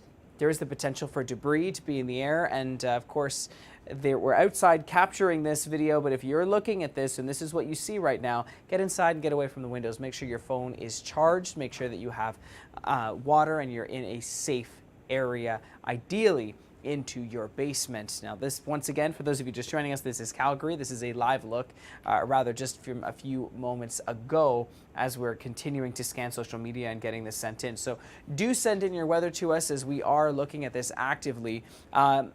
So Kevin, what can we extract from this image? We can see some darkness. I've been doing a little, just a little insight on that. So what I'm seeing from that is some good news. So I'm seeing how lit up the front of that house across the street is. That is telling me the sun's at the back, so we're probably on the south or southeast side of the storm. So now, when you see that tree blowing from left to right, and if we're on the south side of the storm, that means it's a westerly wind. So if I'm seeing that wind on the south side of the storm, I'm likely going to tie that to being the downdraft. So they've probably already seen the temperature drop maybe 5 to 10 degrees over the last 10 minutes as the storm slowly moves to the north. But with that being a downdraft, I'm seeing that as a good sign that the storm has now reached full maturity, and this might be a sign that it might start to choke itself out like that storm to the north of Calgary did a couple hours ago. Exactly. Okay, so that's interesting. So we're still in that severe thunderstorm watch situation. We're still waiting for updates from Environment Canada as well, as they continue to bring us these updates, and that's what we are going off of, in addition to our own meteorologists here, as we can analyze the radar. What is the radar saying in terms of the data that we just mentioned? Does it look like it's lessening in intensity in any way?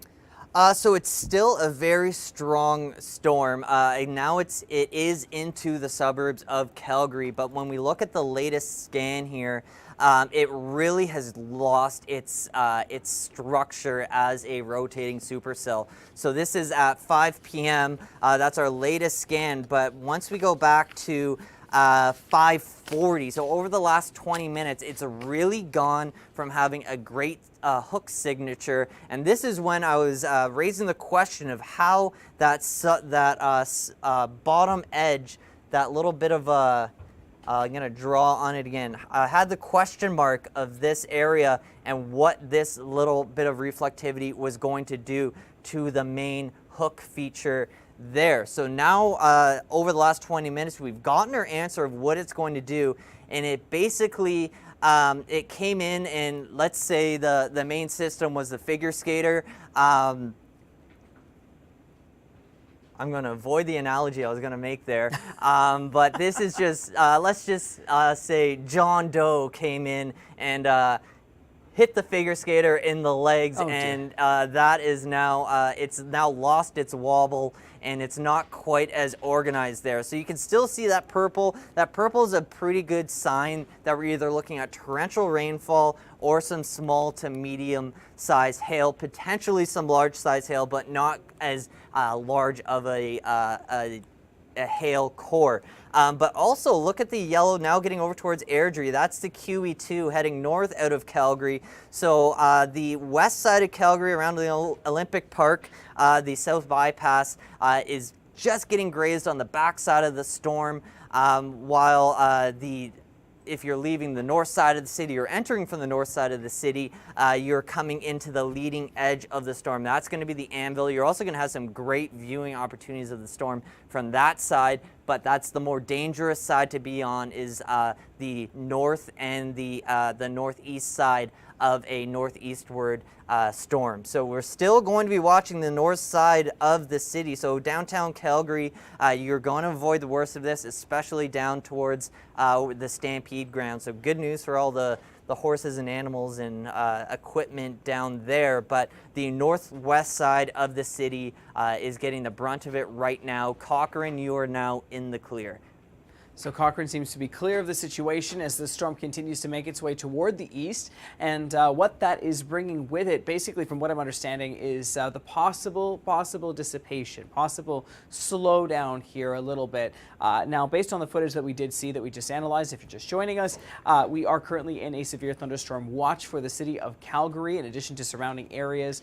There is actually, I'm going to take a look at my notice here to make sure that I have all of the information correct, but that was actually going to be the city of Calgary as well as the Sioux-Tina Reservation, and it seems that the system has now made its way east of Cochrane, so that is less of a risk, but we still want to make sure that you are vigilant and that you are outside listening and that you are able to see what this could be bringing. If you are in the city of Calgary, though, I think Kevin would agree you're still not in the clear at this moment. The storm is very much still looming over you in that second little section that was just south there.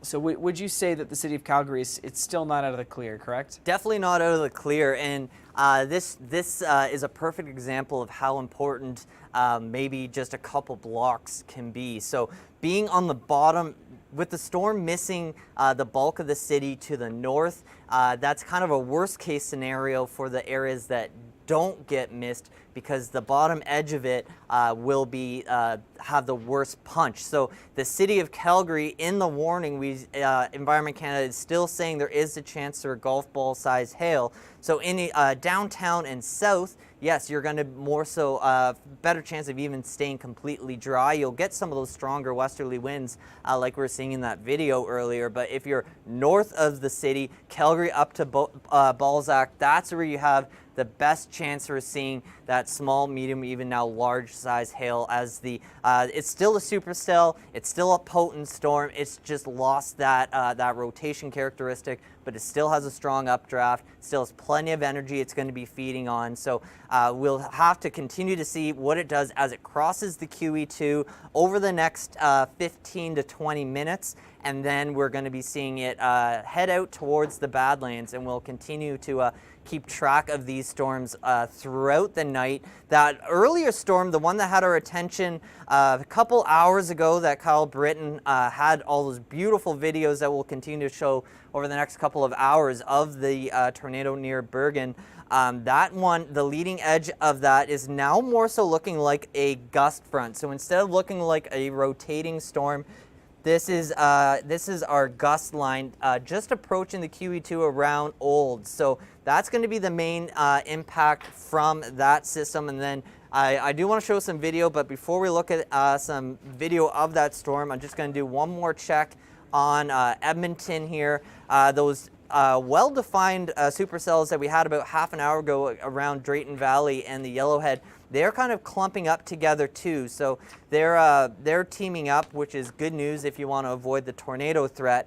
And then that cell that we had south of Leduc in the airport, like I was saying, if it comes up within a matter of 20 minutes and it's not along the foothills, it quite easily can diminish as fastly as it came about, and that's exactly what has happened to that storm that was moving north towards the city of Edmonton. It has now lost its severe thunderstorm warning, but there is still many pockets of storms and energy that we can even still be looking at new storms spawning. Maybe for the next hour or so we'll look at the initiation period continuing, but then we're going to just be tracking existing storms. So now I do want to go back to some of that beautiful video that we had from that storm in Bergen a couple hours ago from Kyle Britton. You can see there's the tornado, obviously, but then circling around it, you can see there's that's a mix of debris, but also some condensation. So as the air gets wrapped around the tornado in that really strong wind, the pressure of the air can be like an elastic, and it can go to really strong high pressure and then relax into really low pressure, and it almost makes instantaneous clouds, but just briefly. So that's a mix of that situation, but also some of that debris, since it is a sign that it was moving over some trees. So Kyle was saying we had some small branches being able to be seen. He didn't get the chance to go check out any damage because he was heading back down towards the Calgary storm. But yeah, these are definite confirmation that we did have contact with the ground. So definitely that we are seeing that continue to develop, and it seems that from Sundre, we are seeing that continue to rotate, and that is the rotation, the dangerous rotation that, of course, we are noticing. And if you do see this, seek shelter immediately because that looks quite imminent. Now, in terms of what we have behind me now, we're looking at a live view of the city of Calgary. This was sent in by Leah, and what this is really you're seeing the amount of water that's in the street. You're seeing the storm grates really not handling this very well. It seems that that house was sold. And you can see here that drain really not enjoying this at all. And if you look at the car tires, you can see that a couple inches of that the car tire is impacted by the water. You can see that there's quite a bit of water there on the road. So yeah, so you're getting the blowback through the sewers there. So this is one of the downfalls of having a storm move so slow, Kabir. Like moving at 5 to 10 kilometers an hour. And let's do some quick math. If the storm's producing, say, 50 millimeters of rain per hour, and the storm is 30 kilometers wide, then some areas are going to be sitting under that storm for half an hour, maybe even upwards of an hour, and that can result in 50 millimeters within 45 minutes, 30 minutes, and it doesn't matter how dry or how saturated the ground is, soil just can't absorb that much water in such a short time, especially when half of the ground is covered in concrete. Exactly. So it seems that just your system can't keep up with that. Your sewer systems can't keep up with that amount of rain, especially in an area that doesn't see this amount of rain on a normal basis by any means. You can see some of the lawn there and how it's starting to encroach on that for sale sign and what it's really doing. You can actually see the division from the curb to the lawn. With just the green that's under that system there. So we're continuing to watch that. That's from the city of Calgary right now. It seems that the storm is continuing to move east. It seems that so you're saying they're joining forces right now, Kevin, sorry, that the systems are joining up. Is that what we were mentioning earlier? Yeah, so here's another good look at, here's the scan at 5 o'clock, how we had kind of two areas of interest. So it's almost better to have two areas of strong energy rather than one area of incredibly strong energy. But as we go through the next couple of scans here, there's another pulse to the south side of Calgary. So that is our new inflow into the storm. So at this point, that is just going to be some rain, but that is now getting sucked into the main storm. So we're going to still have to watch the south side of this cell, and as we get that little bit of an impulse, that could once again, right over the urban heat island of Calgary, that could be enough of a kick in the pants to get this storm to rotate again. Hopefully, if it does get to that stage, it will be past the QE2 and into the more sparsely populated areas. But now, unfortunately, down towards the fairgrounds and the Saddle Dome and the Stampede grounds, that is now getting some rain, but luckily we haven't seen too much in terms of video of any significant hail from the Calgary area. Absolutely, and actually what we're looking at here is northwest of Calgary from Christina. This is user footage that we are seeing, and look at how much water's on the road as they're driving through this. Now, that's actually going right onto the center there of the road as these vehicles are moving. But one thing I wanted to draw attention to is the color of the sky. This is interesting because it seems that there's almost a bit of calmness here in this moment. I'm not sure if you would agree with that, Kevin. Yeah, they always talk about the calmness before the storm, but you definitely get some calmness after the storm. It's just you have all the damage and the cleanup to deal with. But yeah, you can see the backside of the storm there. So you're gonna on the backside, maybe the west or the southwest side of the storm at this time of day, you're going to see. You're going to have the backside of the storm lit up, and it can make for even better pictures of the backside of the storm than the leading edge at this time. But also, yeah, that flooding, it's kind of pick your poison. Would you rather have all that rain and then deal with some flooding, or would you rather have the chance for to trade in that rain for some hail, but then have to deal with the gardens and maybe some dents on your car? Age-old question. It's an age-old question there, Kevin. I don't know what I would take. It would be a catch-22 there. But nonetheless, we're seeing more and more user video come in. And we're seeing now that interesting rotation that we noticed. It is different. We are seeing more so a severe thunderstorm warning for the city of Calgary than anything. And sorry, I'm just getting that in my ear. So are we taking a look now at Calgary? Is this, I think we have a live view. Is that correct? Yeah. This is a beautiful video from the north side of Calgary. So this will be that northern pulse of energy that stayed just north of the downtown core. Again, this is some good inflow into the storm.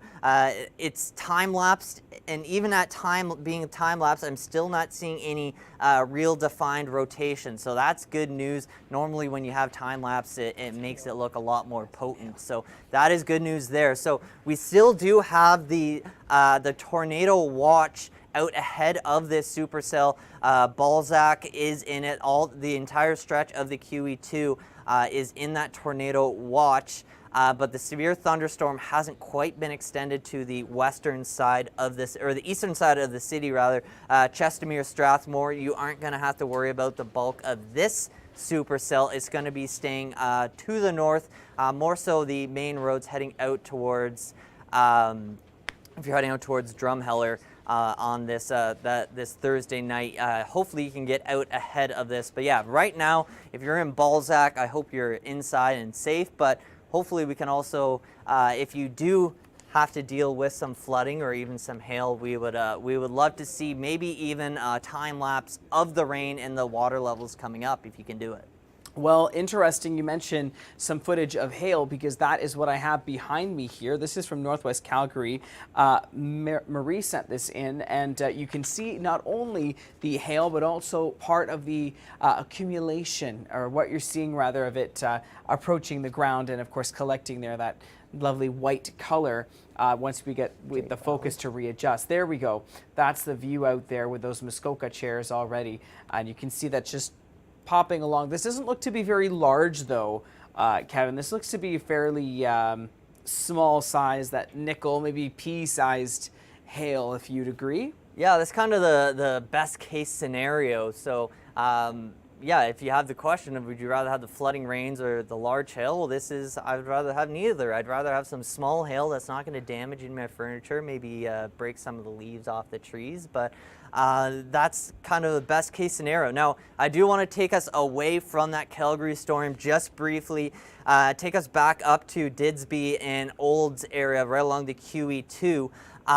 So this is actually what is still remaining from that initially tornado warned cell a couple hours ago, and then it turned into a bit of a gust line. But now over the last couple of scans, you see that purple there and how it's kind of a V shape. That's a sign that it's that updraft is very strong again. It's getting up to where the wind's at different directions, and it's called it's almost like how you would draw a bird if you were 10 years old. Just that lazy V's. But that on the bottom edge is, we do have signs of rotation there, and a wall cloud descending with that rotation. So right now, I'll go back to drawing at it. We were initially looking at it as a gust line, but now we do have signs that at the bottom edge where there's that purple into a black, that is where we're seeing the signs of rotation, and this will also now be including some very large hail. So Olds is being impacted by the heavy rain right now, but like a zipper down the QE2 over the next probably 10 minutes from Olds down to Didsby, we're going to have to see how that interacts with the QE2, and then we'll have to really keep an eye. We do have storm chasers on this cell still to see if we do have any reports of any of that rotation reaching the ground. And this, even though it's the same storm that spawned that earlier tornado, if this does spawn another one, it will count as a separate tornado, even though it's from the same storm. Absolutely, and through our broadcast today, we have seen quite a couple of cells there with that rotation as we are continuing to bring this to you. Now, I wanted to highlight a couple of things, including our winds here. This is where you could be seeing the potential for winds, especially as a severe thunderstorm situation continues to pick up. The size of the hail that we just saw in that user video is probably around the dime and penny size, not so much even the nickel size based on what we saw. It was just kind of bouncing off of everything. But once you get into stuff larger than golf ball size hail, into tennis ball size, well, that can kill. And if we're looking here, what was issued earlier for the city of Calgary, later replaced by a severe thunderstorm watch, was a tornado watch. And that's when conditions are favorable from the development of severe storms with one or more tornadoes, and a tornado warning is when a tornado has actually been reported. So a watch is that the ingredients are there, a warning is that it's cooked. It's cooking, it's almost done, it's there, and that is from a reputable spotter or from seeing the debris. In terms of what we could be seeing for these speeds, this is interesting actually. So if you look at 40 to 50 kilometers an hour, things are going to move. But once you get into the mid 70s, well, that's when light structures really do start to take a bit of a toll. Now, in terms of what we can be seeing for the projection of the direction of this weather right now, Kevin, where are we seeing this go? I know it's going east, but are we looking mostly north, south, and what communities can we see this impacting next? At this point, basically everyone needs to be looking at looking to the southwest for what's most likely going to be coming their way. Everything at this time at variable speeds, but everything is generally moving to the northeast. As you're up towards the Edmonton area, storms are moving a little quicker. Now we do have a little more of impressive structure on this cell to the north of Drayton Valley, where that purple is just moving between just north of that V in the valley. So again, this has signs of rotation. It's not tornado warned right now. It could still be elevated rotation, but it is a sign that the storm is still getting fueled. It's not on its last legs like those ones that we had over towards Leduc. So if you're in Edmonton, this is kind of a good sign that the more severe storms that spawned along the foothills are going to be missing to the west, and they're also going to be missing Whitecourt to the east. But if these do remain strong long enough into the evening, we could be looking at Westlock and eventually even Athabasca as we head towards sunset. In what time do we have? In about, well, it's still about 4 or 5 hours before the sun goes down in northern Alberta. So I do want to go back down to the cells in the south. So the Edmonton radar, you can also pick up on that Olds one. So this is kind of interesting. We can get two perspectives from different radars on this one line. So this is more so the outer peripheral range of Edmonton's scope of their radar. See, it doesn't look very impressive, but if we switch to Calgary's radar, much closer to Olds, we get a much better representation of that structure right now. So again, our latest couple of scans, there's that V in the purple I was looking at. On the last couple of scans, it isn't quite as impressive as it heads towards the QE2. So obviously the QE2 right between Olds and Didsbury there. So this is good news as it slowly tracks. It's only a couple concessions to the west of the QE2. So hopefully we can get a little more weakening. We'll definitely lose that rotation, but also hopefully we get the hail shaft to lose most of its larger hailstones before it gets to the main highways there. Well, Kevin, I actually wanted to draw your attention to something here that we had come across. This is a user image that was posted here to Twitter around Calgary. It looks like Pride Month has followed this cloud. What type of cloud is this? What are we seeing? Are you able to decipher it? You know what? That is...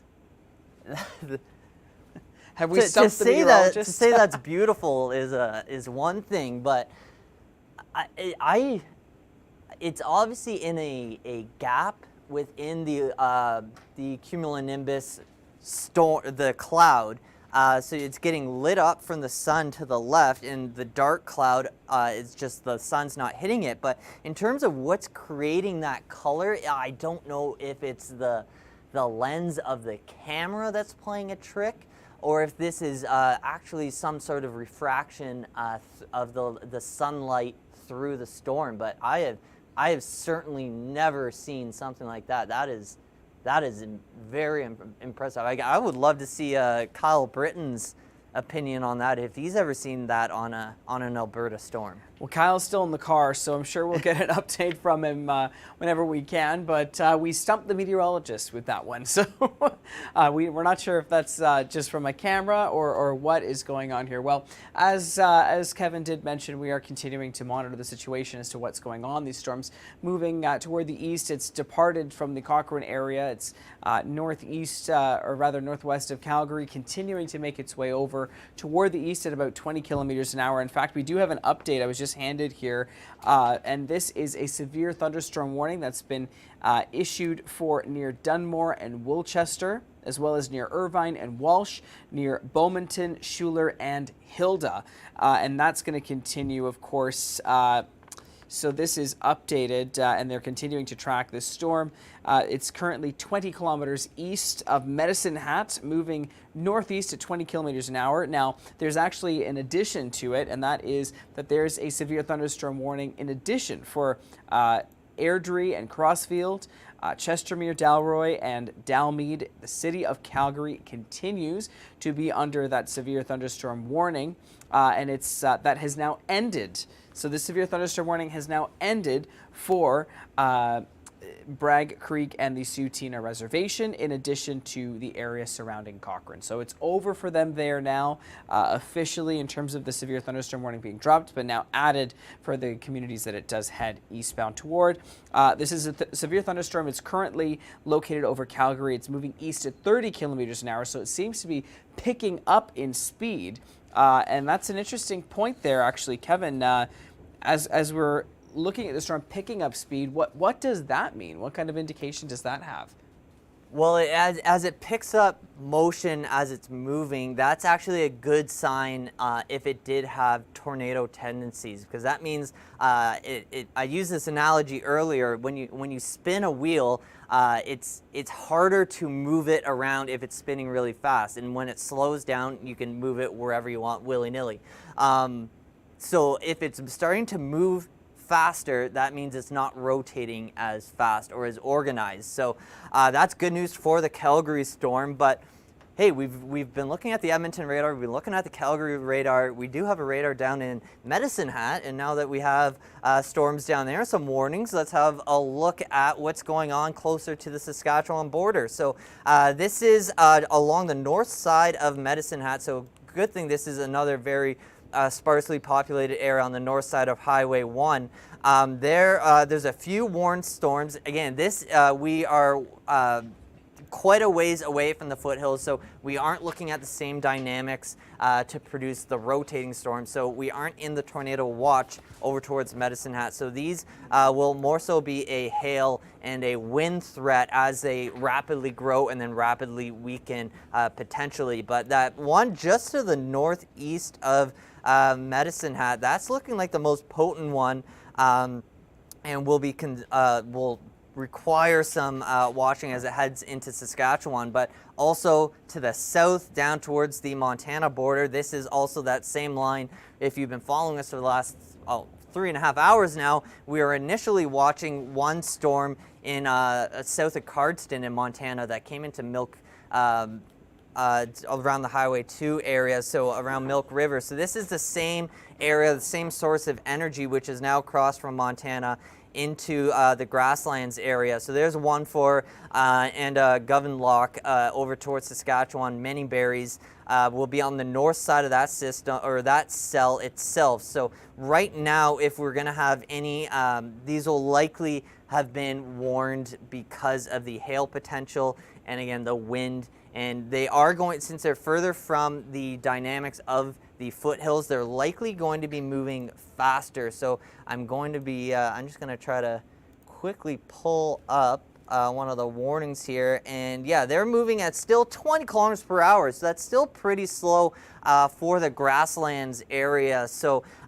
many areas are going to get, or not many areas will still stay dry, but the areas that do get hit by these scattered supercells here, we will see incredible amounts of rain, still localized flooding, but hopefully we can get that to avoid any hail damage. And I know it's a lot of grasslands rather than croplands there, so that is another saving grace for this one area. But yeah, we're still going to have to be keeping an eye even south of the border all the way down the interstate towards Great Falls. Lots of red down there. It's out of our radar range right now, but if I go to our Great Falls radar, we can tap into some of that American information, and there you go. So there's some great structure between Great Falls and Conrad. Those are well away from, wow, very impressive structure on those guys, but quite a ways from definitely not going to be impacting our side of the border. But up towards Chester and Shelby, that's where our storms will have the better chance of clipping the Canadian border all the way through the evening. So even over towards Swift Current, you're more so going to be worrying about the storms that are in Medicine Hat right now. But if you're even as far over as Highway 4 out of the bottom end of Swift Current, you're in the severe thunderstorm watch. So of course Environment Canada is even keeping an eye on you. But this will be more so 4 or 5 hours down the line after sunset. You might even get, if you are in Swift Current, you might get some beautiful shots towards sunset of maybe the lightning and the storms approaching from the west. Awesome. So, Kevin, actually something I wanted to draw our attention to right now is this is a current scene from the city of Calgary where we can actually go ahead and see that there are some vehicles under the overpass. There is a hail situation there that seems that they're taking shelter there, but actually our very own Mark Robinson has some more insight into hail and highway overpasses. Take a look. One of the most destructive aspects in thunderstorms, and one of the more spectacular, is hail. Now, it can range from size from all the way down at pea-sized, all the way up to softballs. Jeez! Oh, okay.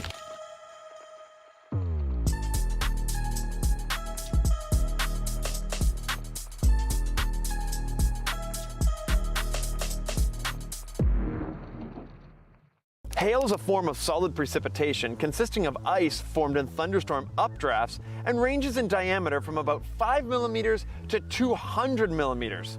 Depending on the size of the hail, it can cause damage to crops, livestock, buildings, cars, and if you're not careful, you. For hail to form, the ideal cloud must be full of both supercooled water and water vapor. During intense updrafting winds, water droplets get carried towards the top of the cloud. The cold air freezes the droplets into tiny hailstones that are still light enough to be held up at this point. As the stone passes through areas of water vapor and supercooled water within the thunderstorm, different layers of ice build up.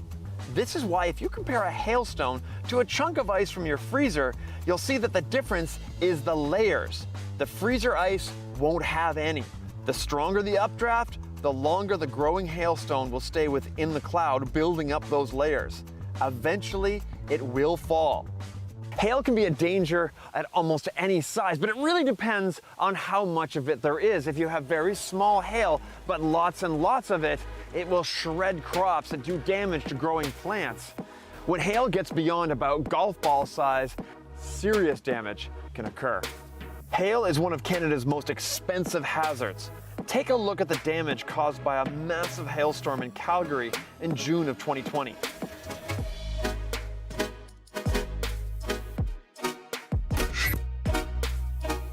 That hailstorm ended up costing $1.2 billion in insurance claims, and it only lasted 20 minutes. So how destructive can hail really get? I've got this old vehicle, my buddy George Karunas, to show you. And Mother Nature isn't so good at putting hail exactly where we want it, so we've got our own.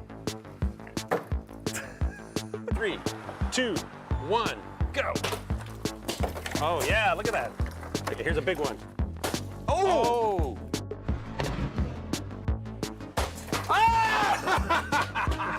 The largest hailstone ever recorded was in Bangladesh, and it was 1 kilogram. This one that I made at home is 1.2 kilograms. So just a little bit bigger than the maximum that we've ever had. Can you imagine the updraft though to hold this up? Yeah, but that's the part that always blows my mind, is that all these hailstones are held up in the air by wind. Yeah. Like, how much wind? A lot.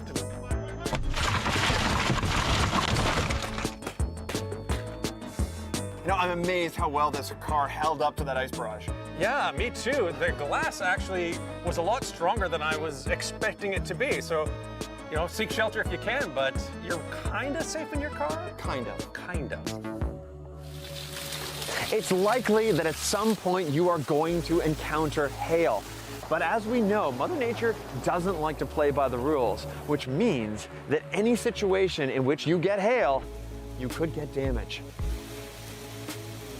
Well, that's right, and that's important why you need to have the correct type of insurance, and always check your insurance policy to make sure that it does cover hail. Now, that the footage behind me is actually from the Calgary Stampede grounds. This is from Joe Horwood, a video journalist from the CBC, and we can see here preparations were well underway. It seems that shelter had to be taken very quickly. We can see the cowboy hats, everybody's ready for that. And everybody running about with, of course, their heads covered. I'm not sure how much of a benefit that really is when you have hail coming down if you just put your hood up. But you know, definitely something to urge you to watch your forecasts and make sure you are prepared for all sorts of weather, especially what's coming your way. Now, I'm going to go ahead and swap this out for just a moment because I wanted to give you the weather for the Calgary Stampede. And look at this. After all is said and done, we're looking at a relatively nice weekend ahead. Friday, Saturday going up to 26 with sunshine for our Friday. It's going to feel like 27. Saturday, 24 degrees, feels like 24 as well, with a relatively low pop. Sunday as well, we are looking at that dropping down in temperature, but overall, it's going to be a nice weekend ahead for the Calgary Stampede, especially after all of this that we have just had. Now, I wanted to update you on the situation. We have gotten some information here in the form of a severe thunderstorm warning update, and that is going to be for Lacombe near Eckville. They are now in a severe thunderstorm warning. Red Deer near Sylvan Lake and Stephenson House. Clearwater near Rocky Mountain House and Crimson Lake, and near Caroline and James River Bridge. That is where the severe thunderstorm warnings are currently, and the Environment Canada is continuing to track that, in addition with strong wind gusts as well as nickel to ping pong sized hail, as well as heavy rain. The thunderstorm is currently located at this time 15 kilometers southeast of Benalto, sorry about that, and is moving 15 kilometers to the northeast. So the speed there varying. Now, before I bring Kevin back in here, I'm going to go ahead and show you one more piece of video that we have received. It seems that, oh no, did they fall off their bicycle? Oh, I hope they're okay. They did just heavy rain. Okay, it was just heavy rain there. Hopefully they're okay. That's not the ideal situation to be out on a bicycle and you can see the rain coming down, possibility for some hail on the road there, people driving by. This is from Marcus. Thanks for sending this in, and that is currently the situation in Calgary at the moment. Now, I'm going to go ahead and bring back meteorologist Kevin McKay. Welcome back. We took a couple of moments there to regroup, and it seems that we're continuing to watch this. Now, Kevin, I just gave everybody the update as to the updated status of where things are currently at in terms of the storm and where it's going. So currently that, once again, if you're just joining us, is for Lacombe near Eckville, Red Deer near Sylvan Lake and Stevenson House, and that is continuing to move northeast. It's currently southeast of Benalto is where we're watching this system go. So, Kevin, do you want to give us some insight as to where this is headed? Yeah, I'll look at those are all the updates to our northern cells. Before I get to those, I'll focus on the population center here. So this shows you how quickly things can change. So we showed that video from the Stampede ground. So let's look at the radar at 5 p.m. You can see really just the bonus area is the main focus, but look at that little bit of green to the south. Doesn't look like much, but in 5 minutes it turns to yellow and then right into red. And then by 5:15, it's stretched right across the city of Calgary. So right in the peak of rush hour, every corner of the city is getting impacted. Luckily, it was just small hail there. But now that we've reached 5:30, you can see the severe thunderstorm warning has been extended out towards the west side or east side of the city, Chestermere, not quite Strathmore.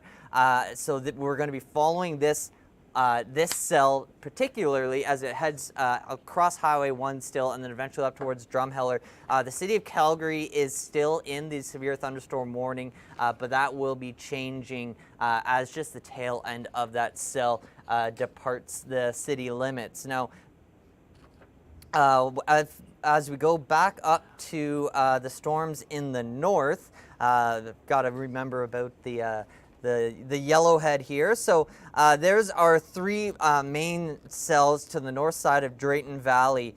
Entwistle might get a double punch with that first one moving through, and then the second one looked like it died out quite nicely by the time it moved on through. But just kind of skipping over time here. So we shouldn't be too worried about this one to the north, because again, all the energy is coming in from the southeast. So it's going to be these guys that have the best access to all the energy out ahead of it. This is still a pool of untapped atmosphere around the southeast or southwest side of Edmonton. Now, over towards the east side of the city, hop over the QE2 there, Hayes Lake and Camrose, we do have some cells that aren't warned at this time. Just on the, we have the border of both the tornado watches and the severe thunderstorm watches there. So the city of Camrose has now avoided the worst of it between kind of splitting the gap between those two cells. But that one cell near Daisyland heading towards Viking and then eventually up to the Yellowhead, that is going to be the one to be watching on the east side of the city. Because again, over towards Wainwright, we've had absolutely no action from Wainwright to Lloydminster and Provost. So that is all untapped energy as well. So we aren't even at the 6 o'clock hour, so we still have 3 to 4 hours of just some residual solar energy before we reach sunset. But like I've been showing a few times, I'll go back to just showing how much energy we currently have and then how long it's going to be living. So some of those reds and oranges are just dissipating around Calgary because we've seen those storms now move through. But now the best energy is Oyen, Drumheller up towards Edmonton. So that's going to continue to shift through the next few hours. And here's our how we're going to play it out. So some of those deeper browns, yes, those are naturally going to subside through the coming hours. But you can see by 10 p.m., that's when Wainwright and Lloydminster will be into the bulk of it. And we're going to be right on the tail end of that energy by the time we get to sunset. So as we go through the overnight hours, the storms, the only chance they have of rejuvenating is actually if one feeds off the death of another storm. So they can kind of aid each other, kind of pass the baton that way, but we don't have widespread energy throughout the overnight for these storms to really feed off of. So by the time you get over to Swift Current, Saskatoon, definitely Regina and Prince Albert, we aren't going to be worrying about these storms being severe. This will just be maybe some pre-dawn. You might just wake up to a nice watering of the lawn and the crops, but we aren't going to be worrying about any impacts from these storms. Well, that's interesting because I wanted to actually mention a bit of a time lapse. So you're talking about things going forward. I want to just pull things back a little bit. This is a time lapse from the city of Calgary sent in by Mark David here. So check this out. You can see the weather kind of rolling itself in, but relatively mild, milder than I would have thought.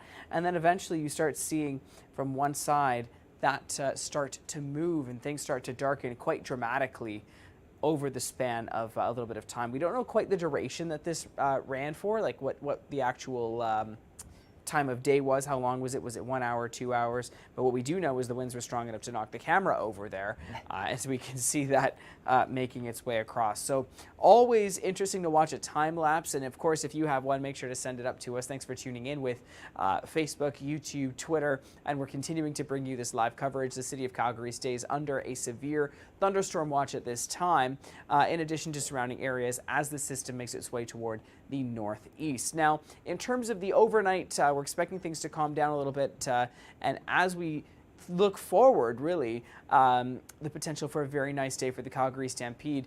You know what, Kevin, why don't we talk a little bit about what we can be expecting over the next few days, especially with the Stampede coming up so close?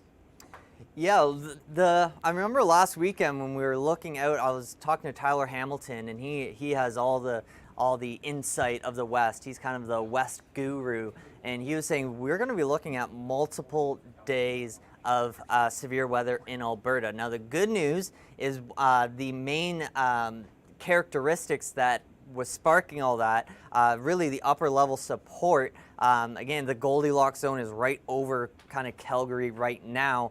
The good news is as we head towards the weekend and the start of the Stampede, that Goldilocks zone is departing, and we will see an improving situation over the coming days, especially tomorrow. We might see some stronger storms to the east of the city. We aren't going to be looking at potent storms developing right along the foothills. So we might see just a brief storm through the city of Calgary for a Friday, but we're kind of every day we're going to be improving. So for the weekend to come, we're actually heading into a bit of a pattern change for the prairies. So the ridging that we've been looking at that's been stuck out over the Pacific while we've been on the leading edge of this trough, it is finally going to be moving on shore. That's good news for BC. They've been wanting some of that heat, and in summer conditions, they've really been getting the short end of the stick so far this spring. But yeah, so that deep blue south of Alaska, that is actually what has been aiding this storm development all the way in Alberta. But as we head through next week, we're going to see that ridging. When you get those reds and into those almost burgundy grays, that's a sign that this is actually representing not temperatures, but our heights. And when you have higher heights, that means our air mass is warmer and it's thicker, so those heights are pushed up. So it is indicative of warmer temperatures. So by the time we get to the middle of next week, we're going to be under the ridge. So that means we're going to have sunshine, but we're also going to have milder temperatures. So I'll just quickly dig out the Calgary 7-day. While you do that, actually, Kevin, no worries, because take your time there. I actually wanted to draw everyone's attention really briefly to Dalroy, Alberta, which is 40 minutes east of Calgary. Beth Allen captured this gorgeous picture of this cloud here that seems that it's just ready to drop down some rainfall. Yeah, that's a beautiful shelf extended right across there, and you can see a bit of a rain curtain right in the center. But the good news there is it's great structure under this bottom side of the supercell, but you don't have that real organized lowering. So we don't have the wall cloud, we just have the shelf cloud. And Kabir, this is what I know you'll want to see. Look at this 7-day for Calgary. Can you think of a better place to be? Oh, oh my goodness gracious me. This is what makes me very excited. You know, I always like to err on the positive side of the weather.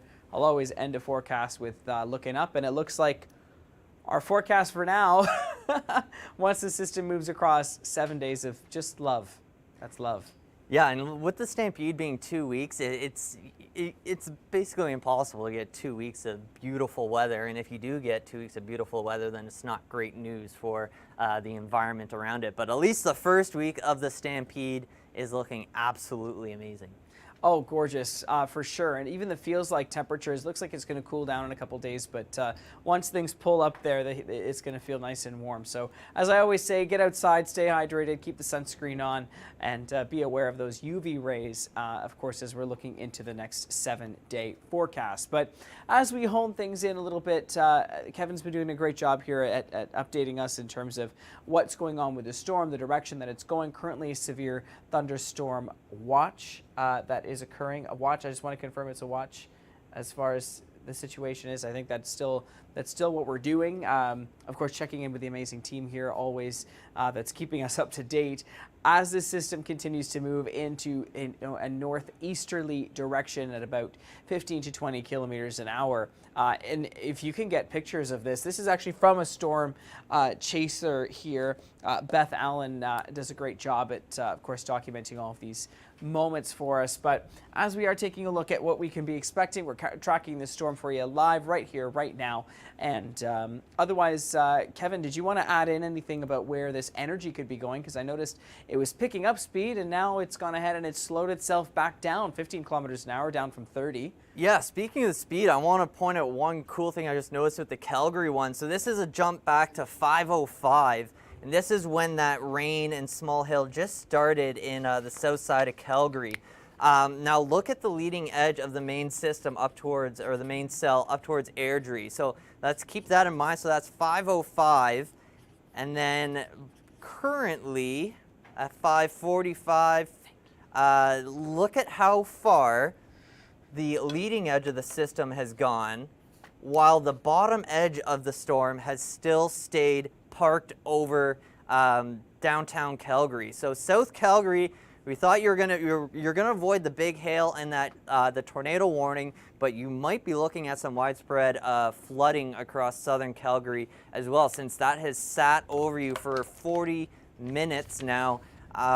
So yeah, here's some more vis from Calgary. So I don't know which side of the city this is on, but we'll likely see more of this and maybe even worse flooding on the south side of Calgary, because while the main system, when we measure it out, that's 45 minutes and it's traveled 20 kilometers. So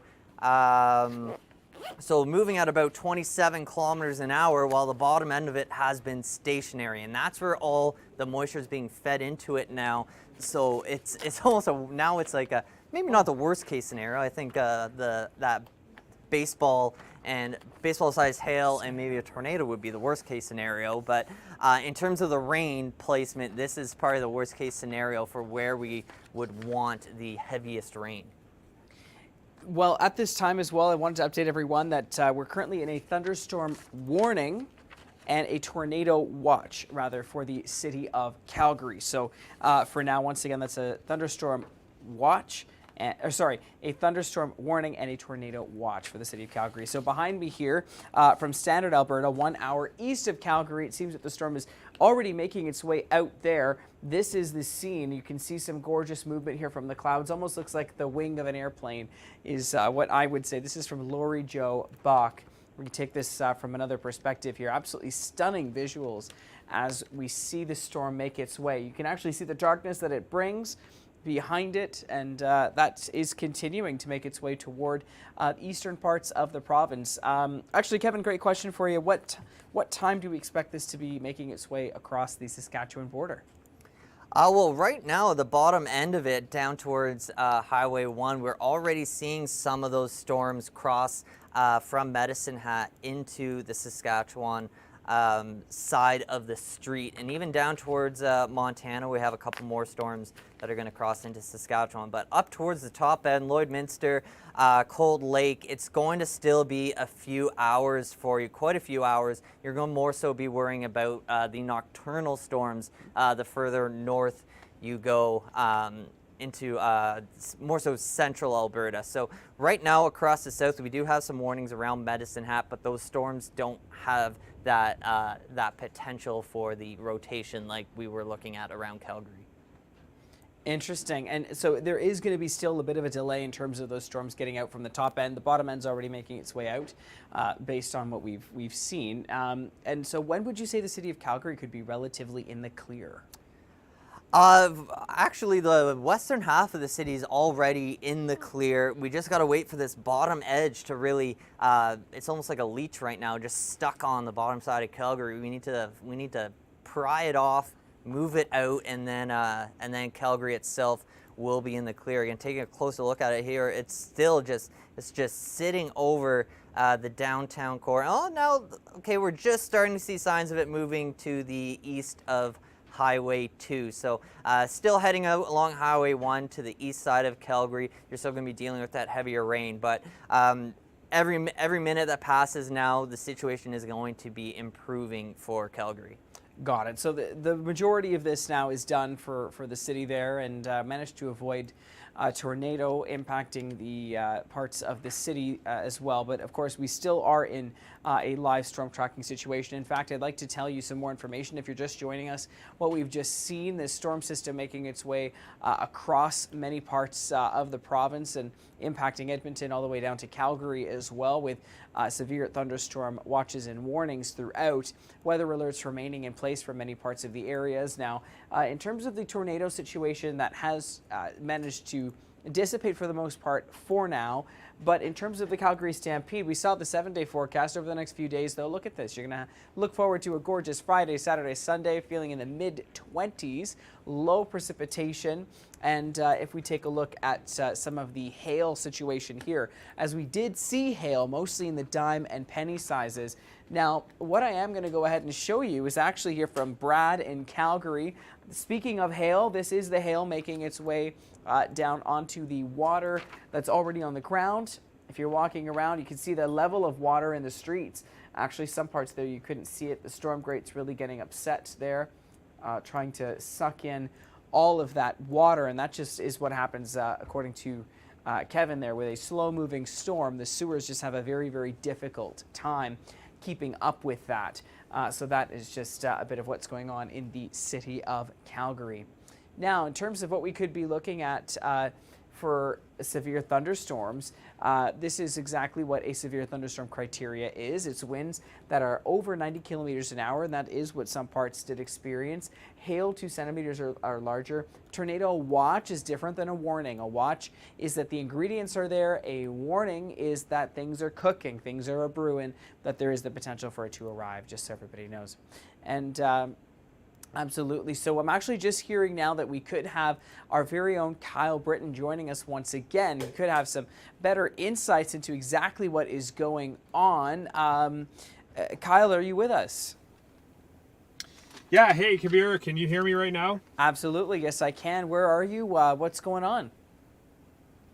Right on. I am east of Keoma, which is northeast of the city of Calgary. And if you can see on the screen there, that's the storm that just came through the north side of Calgary, depositing some hail in places. And it looks like we had some more cells that are kind of trailing back to the southwest through the city right now. So undoubtedly impacting the Calgary Stampede. The official start is tomorrow morning after the parade.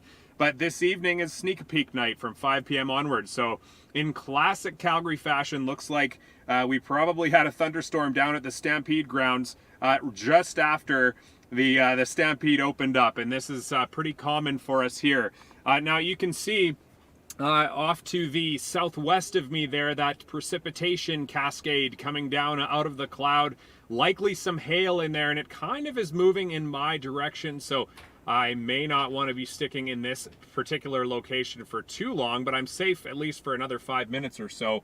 It does appear that in the near term, the environment has somewhat decreased in intensity in terms of tornado potential in the Calgary area and areas to the north of the city. All of those storms that were ongoing earlier have somewhat become a little bit more disorganized. Certainly still some severe potential that's of hail, nickel-sized or greater, torrential downpours, intense lightning. You may get a bolt or two here even as you're watching live. But we do still see a lot of instability, some nice strong moist southeasterly winds out ahead of these storms, but it seems the storms themselves have sort of lost control of their outflow, the actual cold, rain-cooled air that spills out around the base of these storms and cuts off that warm, life-giving inflow into the storm. You'll tend to see a general kind of diminishing of the storm's intensity after that occurs, but nonetheless still some severe risk there. Looks like here I'm looking on radar, where that's how we track these storms out in the field. I've got radar and satellite running. Some very strong storms ongoing north of the Medicine Hat area right now, and across much of central Alberta. We're seeing an outbreak of severe thunderstorms across the province at this time, but it does look like the most intense storm that we did see was that storm that was near stationary and produced that single tornado that lasted at least 30 minutes near Sundre, as you guys have probably been talking about. There's been some damage to some reportedly damage to some homes, lots of snapped off trees and whatnot in that area. I didn't make it there myself yet because we were documenting the storm as it moved east. But yeah, certainly the severe weather continues. Looks like we have some more potential tomorrow. We'll be out in the field as well, so stay tuned for that. Maybe in some different areas, pushing east into Saskatchewan, parts of Alberta as well. But we are now officially into the heart of severe weather season here in the southern prairies. You can see in front of me there, that's probably a field of barley, and that's really important for us here in Alberta. These crops that are maturing, they're giving off a lot of water, moisture through evapotranspiration. These plants are transpiring water out of the root zone of these plants because they're not water stressed. We've had a lot of rain recently, and it's very muggy here in Alberta. Fairly uncharacteristically muggy can happen though if you have a wet spring and then some hot weather.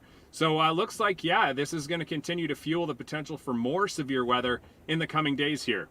Hopefully everybody stays safe and that there is not too much flooding, because we are seeing some increased water levels there in parts of the city of Calgary. So hopefully that's not impacting you too much. And so what's next for you this evening? Are you finding another location, or is this mostly the end of this coverage today? That's a very good question. We do still see some storms ongoing right now, and we're going to have to watch them to see what's going on. Certainly we'll be able to pivot, and it looks like we've still got that initial storm still slowly trucking along there up near the Didsbury area. A few chasers still on that storm, but it does look like most of these storms have sort of lost control of their outflow here, so that, you know, the writing is on the wall for a lot of these storms. And that means that, you know, once the severe weather potential really begins to taper off, that's usually when I go grab myself some dinner, and it looks like we may be getting close to that time here. So yeah, feeling a little hungry there. Had a little bit of just some of what it's like to be in the field. It's very intense, as you could probably get the sense through my voice in the moments earlier on. If you saw, and you've probably seen the footage of the tornado, it can be very intense, very exciting. And you know, being in the field, you know, I had a little bit of a tension headache going there for a while, just because there's a lot to manage and there's a lot of stuff going on outside. But overall, happy to see that things didn't get worse than they did. That being said, there was some damage, and unfortunately, reportedly some damage to some homes in that area near Bergen. So we'll have to go and check in on that and see what happened over there this evening. But yeah, for the most part, it looks like things are beginning to wind down. It's a little bit early. Typically in Alberta, you can get these storms going just throughout the evening. You know, like the most intense time of day will be anywhere from 3 p.m. out to about 8 or 9 p.m. These storms may continue eastward across the province and get some new storms developing. So by no means does it mean that the severe weather threat has ended. It just means in the Calgary area, areas to the north and northeast of the city, things do seem to be tapering off at the moment. Now, of course, I'll be out in the field here just in case things do pick up again. But as of now, it looks like things are petering out. It sounds like you've had quite the day there, Kyle, and hopefully you dry off. I don't know if you've been out in the rain there, but hopefully you dry off, you grab something to eat, and thank you for absolutely everything that you do and bringing us this fantastic coverage to all of our viewers. Thank you, Kabir. It's great chatting with you. Absolutely. Well, we saw some video there of Calgary, of some traffic moving along. This is from Kyle Britton. He's been out storm chasing for us throughout the afternoon as well as the evening. And actually behind me here is more so what we were looking at. Rick from Calgary sent this in. This is a video of some of the hail situation that's happening there. Look at those cars out there. I feel like if I were a car out in the hail, I would be pretty upset about that. Meanwhile, though, this is not huge, especially if we're looking at it relatively in terms of the size of the rocks or anything like that. You always want to use a reference point when you're looking at hail because it's very easy to mischaracterize the actual size of it there.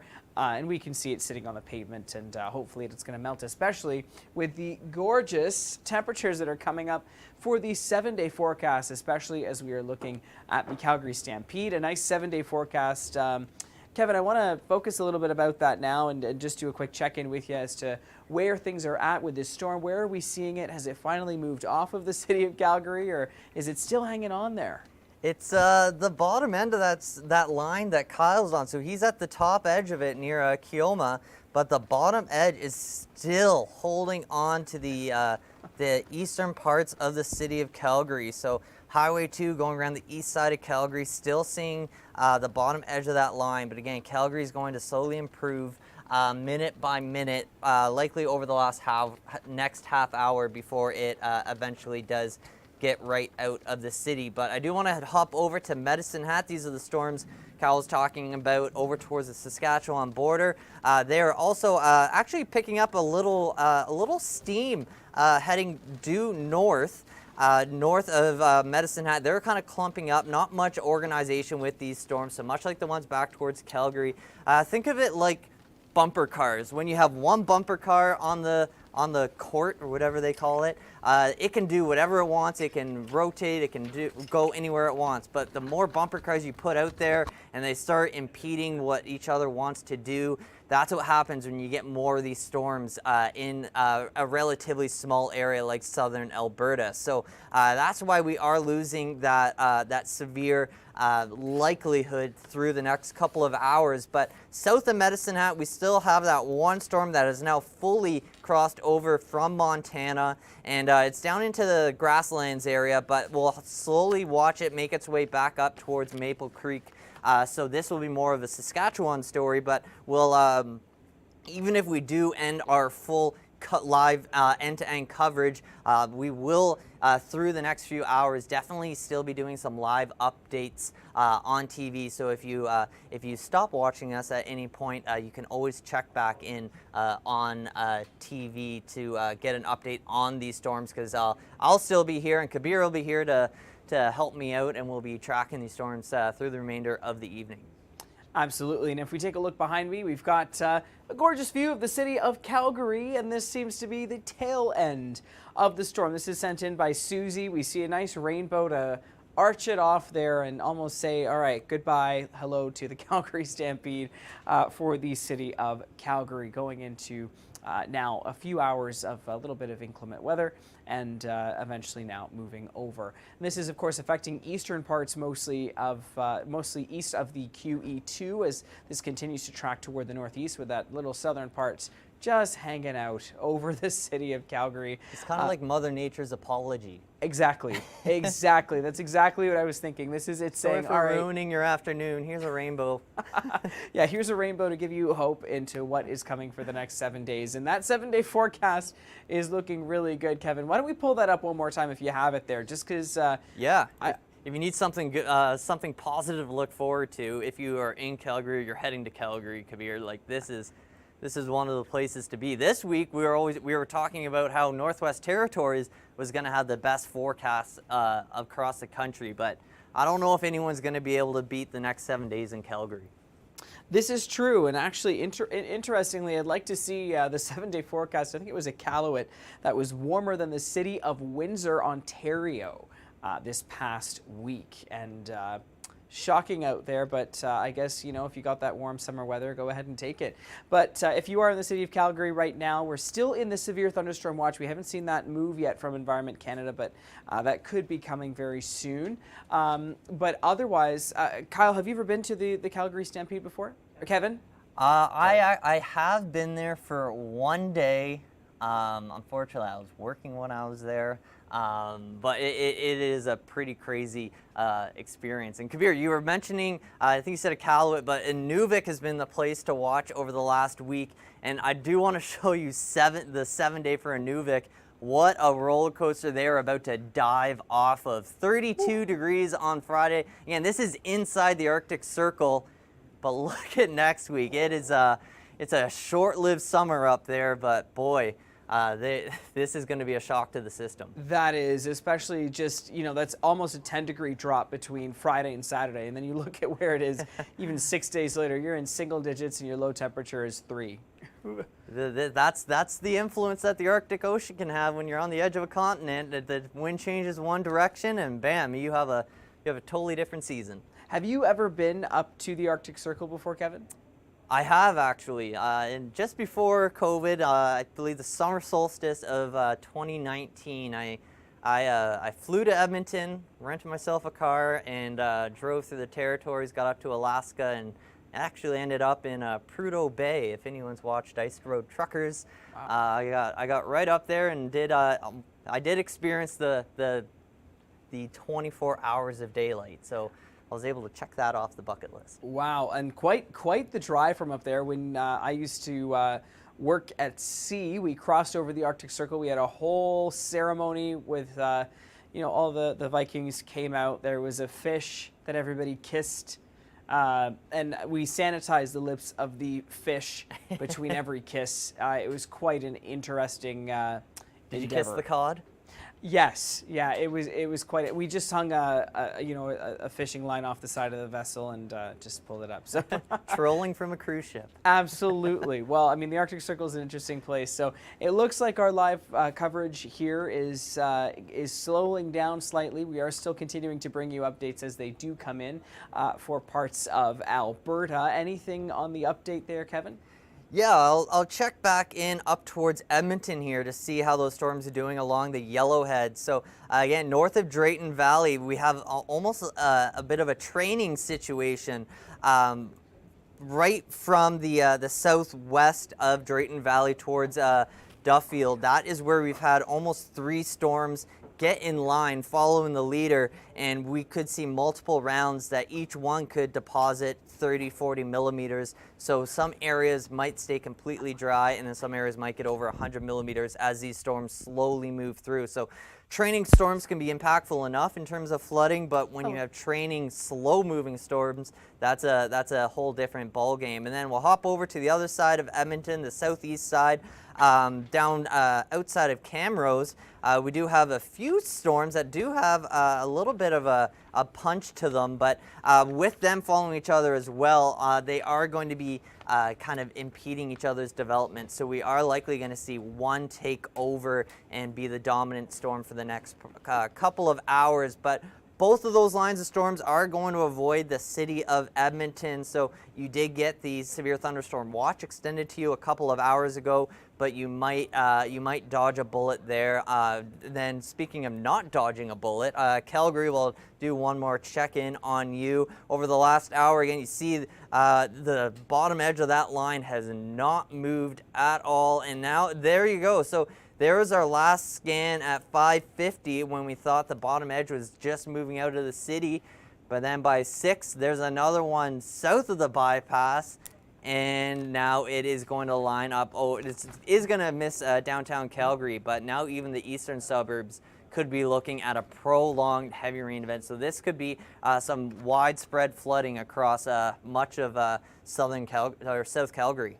Absolutely. And speaking of flooding in southern Calgary, here's the commute home. This is what it looked like driving home. Thanks at Calgary Observer for sending this in. You're observing not very much. Hopefully you're driving slowly and carefully. Not sure if lane assist assists you very much in these type of situations, but definitely a factor. I know I have lots of friends that buy vehicles based on the inclement weather, but my answer has always been just don't drive in the inclement weather and get the car you want. I'm astonished. Being from Toronto, I can't even imagine the mess on the 401 or the QEW if you had a storm like that move through. But hey, Calgary, they're somewhat used to it, so it looks like everyone's playing by the rules, being smart, and at least slowing down, but maybe not completely stopping. They're tough folk out there. They're tough folk. And actually, I wanted to mention currently it's a thunderstorm warning for Calgary that remains in place, but based on what we're seeing with that radar, and I think, Kevin, you'd agree that that's imminently going to be downgraded. Let's take a look and I guess continue to monitor that. Yeah, it's definitely on the tail end of its warning for the city of Calgary itself. I do want to just show the top edge of that cell up towards Airdrie. It has now moved through. So along the QE2 north of Calgary, it's smooth sailing for you. Now, that initial storm that brought that tornado that Kyle was on a few hours ago, it was showing signs of improving rotation around Didsbury. It has now since crossed the QE2, but it still has some good structure with it. So we are ending our live stream here in a few seconds, but I will continue to do some live updates to track these individual storms as they continue to move across central Alberta. Absolutely. And of course, from all of us here at the Weather Network, thank you very much for tuning in. Of course, bringing you this live coverage that we always want to make sure we keep you safe wherever you're watching us, whether it's on TV or on our social media streaming platforms. Thank you so much and stay safe.